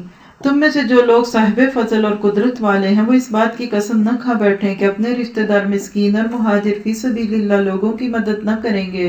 ان کو معاف کر دینا چاہیے اور درگزر کرنا چاہیے. کیا تم نہیں چاہتے؟ ہائی لائٹ کیجئے گا، الا تحبون ان یغفر اللہ لکم. کیا تم نہیں چاہتے کہ اللہ تم کو معاف کر دے؟ چاہتے؟ ابو بکر نے تو اس آیت کو سن کے کہا تھا اللہ میں چاہتا ہوں کہ مجھے معاف کر دے. بیٹی پہ جب تہمت لگائی مستوں نے تو ابو بکر نے قسم کھا لی کہ میں آج کے بعد مستوں کی مدد نہیں کروں گا، کیونکہ وہ غریب بھی تھے، مہاجر بھی تھے، اور ابو بکر کے ٹکڑوں پہ پلتے تھے. ایک لفظوں میں آپ کہیے، انہوں نے کہا میری بیٹی پہ اس نے الزام لگایا، میں اس کو اب مال نہیں دوں گا. اللہ کہتا نہیں، یہ مقام صدیقیت سے گری ہوئی بات ہے، آپ دیجئے. ابو بکر نے اس آیت کو سن کے نہ صرف یہ کہ ان کو دیا بلکہ اس سے زیادہ دیا، اور کہا نہیں اللہ میں چاہتا ہوں تو مجھے معاف کر. ہمارا تو گرج ہی نہیں ختم ہوتا، قتل تک شروع ہو جاتے ہیں اگر کوئی کسی کی بات کر دے. تو ہمیشہ یاد رکھے اپنے جذبات کو قابو میں رکھیں. اور اللہ کی صفت یہ ہے کہ وہ غفور الرحیم ہے. رہ گئی بات ہر ینگ لڑکی پہ شک کرنا کہ وہ پتہ نہیں گندے تعلق رکھتی ہے، تو سوچ کے بولنا، کیونکہ جو لوگ پاک دامن بے خبر مومن عورتوں پر تہمتیں لگاتے ہیں ان پر دنیا اور آخرت میں لعنت کی گئی اور ان کے لیے بڑا عذاب ہے. وہ اسے ان کو بھول نہ جائیں جبکہ ان کی اپنی زبانیں اور ان کے ہاتھ پاؤں ان کے کرتوتوں کی گواہی دیں گے. اس دن وہ اللہ سے بدلہ ان کو اس دن اللہ وہ بدلہ ان کو بھرپور دے گا جس کے وہ مستحق ہیں، اور ان کو معلوم ہوگا کہ اللہ ہی حق ہے، سچ کو سچ کر دکھانے والا. اصل بات کیا کہ الخبیثات للخبیثین، خبیث عورتیں خبیث مردوں کے لیے. چوائس دیکھ لیجئے، بیٹی کا رشتہ کرنا ہے، بیٹے کا کرنا ہے، جیسی ہے نا ویسے سے کر دیں، پھر یا جیسا ہے ویسی سے کر دیں. یہ جوڑنا لگائیں جو بجلی کے دو الٹے جوڑوں کی طرح، ایک نیک کو بد کے، ہر بد کو نیک کے ہاتھ ڈال دیں. خبیث عورتیں خبیث مردوں کے لیے اور خبیث مرد خبیث عورتوں کے لیے ہیں. پاکیزہ عورتیں پاکیزہ مردوں کے لیے اور پاکیزہ مرد پاکیزہ عورتوں کے لیے ہیں. ان کا دامن پاک ہے ان باتوں سے جو بنانے والے بناتے ہیں. ان کے لیے مغفرت اور رزق کریم ہے. کتنے ظالم ہیں وہ ماں باپ جو اپنی نیک صاف ستھری بچیوں کو صرف دولت اور باہر کے رنگ دیکھ کے ایسے گندے مردوں کے ساتھ بیاہ دیتے ہیں، پھر پوچھتے بھی نہیں کبھی کہ ہوا کیا تمہارے ساتھ. پھر روتے ہیں، پھر اسلام کو بدنام کرتے ہیں، پھر پاکستان کو بدنام کرتے ہیں، پھر خاندان ٹوٹتے ہیں. خدا کے لیے ہم اپنے رشتے ٹھیک کرنے شروع کر دیں. کسی سوسائٹی کے اندر اگر آپ اچھی نسلیں پیدا کرنا چاہتے ہیں تو آپ کو رشتے دین کی بنیاد پہ کرنے ہوں گے. پہلے تو اولادوں کی تربیت ایسی کریں کہ ہمارے بچے طیب ہوں، اور طیب نہیں ہوں گے تو پھر کبھی خوشی نہیں آئے گی.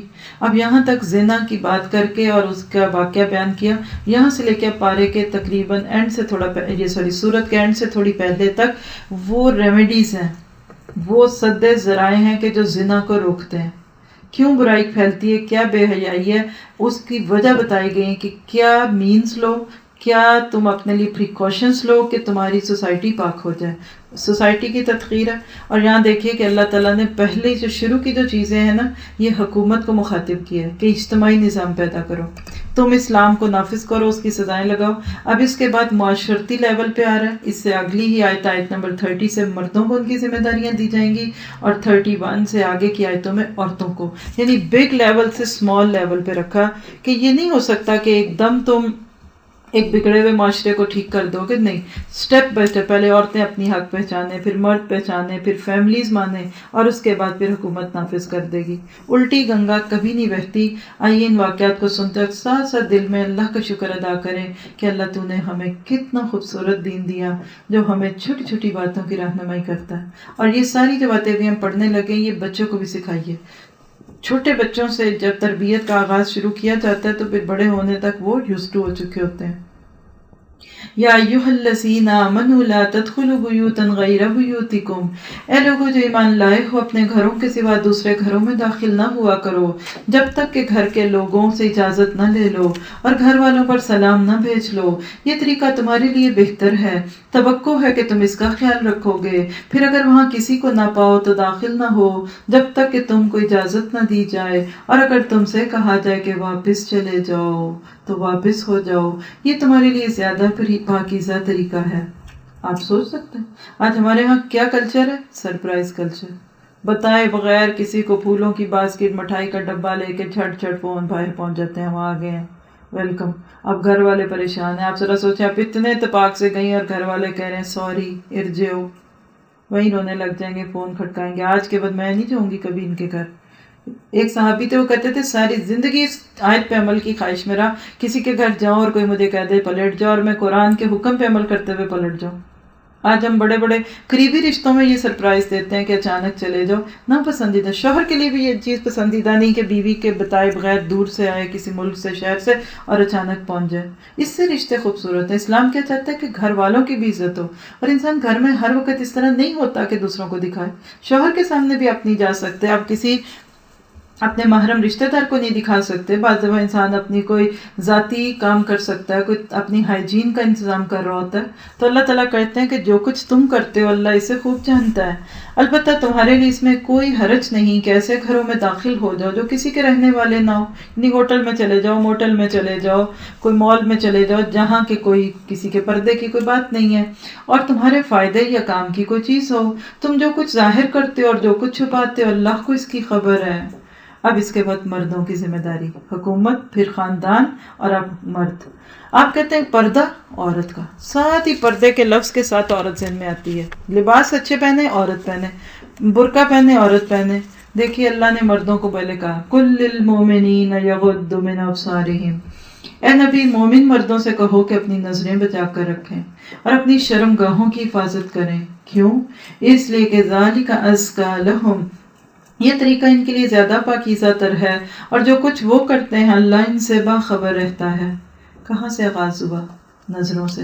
حدیث میں آتا ہے کہ نظر شیطان کے تیروں میں سے ایک تیر ہے۔ مرد کا پردہ اس کی نظر کا جھکنا ہے۔ جب اس کے گندی عورتیں ہیں، چاہے یوسف علیہ السلام کا دور ہو یا آج کا دور ہو، اگر مرد باہر دیکھتا ہی نہیں تو اس کے دل میں وہ جذبے نہیں آئیں گے جو اس کی شرمگاہ کے گناہ پہ اس کو لے جائیں۔ آج آپ دیکھیے، ایک تو عام طور پہ باہر دیکھنا، اور یہاں دیکھیے عام طور پہ دیکھنا منع نہیں ہے، مطلق دیکھنا منع نہیں کہ مثال مرد ڈرائیونگ کر رہا ہے آپ سامنے نہ دیکھے، اور اگر کوئی اس طرح کی ضرورت کے تحت ہے، مراد شہوت والی نظر، لسٹ والی، آئی لو ہر، آئی لو سو پریٹی۔ اور آج تو اللہ رحم کرے باہر کو چھوڑے، گھر والی مرد بیویوں کو اور مرد بھابھیوں کو اور پتہ نہیں کس کس کو مرد تعریفی کلمات پاس کرتے دیکھے گئے۔ اس طرح کے مرد کوئی ایسی نظر نہ ڈالے کسی پہ، نکاح نیچے رکھیں، پہلی نظر ہے فوراً نیچے کر لیں، یہ نہیں کہ اس کو اتنا لمبا کر دیں کہ پھر دیکھتے ہی رہ جائیں۔ چلیں یہ تو عام عورتوں میں بعد میں ہوگا، جو گھنٹوں ٹی وی کے آگے بیٹھی سجی سمری عورتیں دیکھتے ہیں، کیا نظریں جھکا کے اس کو دیکھ سکتے ہیں؟ آج کیوں ہمارے مردوں کو ہماری لڑکیاں پسند نہیں آتی، اور آج کیوں زنا اور کیوں گھروں میں بیٹیوں تک کی عزتیں محفوظ نہیں؟ کیونکہ مرد گندی چیزیں دیکھتے ہیں۔ تو مرد نظریں جھکائے، اس سے خود بخود شرمگاہ پلٹ جائے گی۔ مرد کے لیے اتنی بات تھی، عورت کو تھوڑا اور ایک حکم زیادہ دے دیا کیا؟ اور اے نبی مومن عورتوں سے کہتے ہو کہ اپنی نظریں بچا کر رکھیں اور اپنی ان شرمگاہوں کی حفاظت کریں اور اپنا بناؤ سنگھار نہ دکھائیں۔ بس ایک چھوٹا سا اضافہ ہے عورت کے لیے کہ اپنا بناؤ سنگھار نہ دکھائیں۔ مردوں میں اتنا حسن ہوتا ہی کوئی نہیں، اس لیے پردہ کرنا ہے تو کیا کرنا ہے، چھپائیں گے بھی تو کیا چھپائیں گے۔ عورتوں میں اللہ نے خوبصورتی رکھی ہے، اس لیے کہا کہ عورتیں بھی نظریں نیچے کریں۔ اس کے برعکس آج جو کلچر ہمیں میڈیا اور فلموں سے، پہلی نظر میں ہی وہ میوزک بجاتے رہتے ہیں پیچھے اور ساتھ ہی کام شروع ہو جاتا ہے۔ لو ایٹ فرسٹ سائٹ کیا ہے؟ دیکھیے کہ جس معاشرے میں ہم رہتے ہیں نا، یہ معاشرہ برا نہیں ہوتا، ہماری سوچ بری ہے۔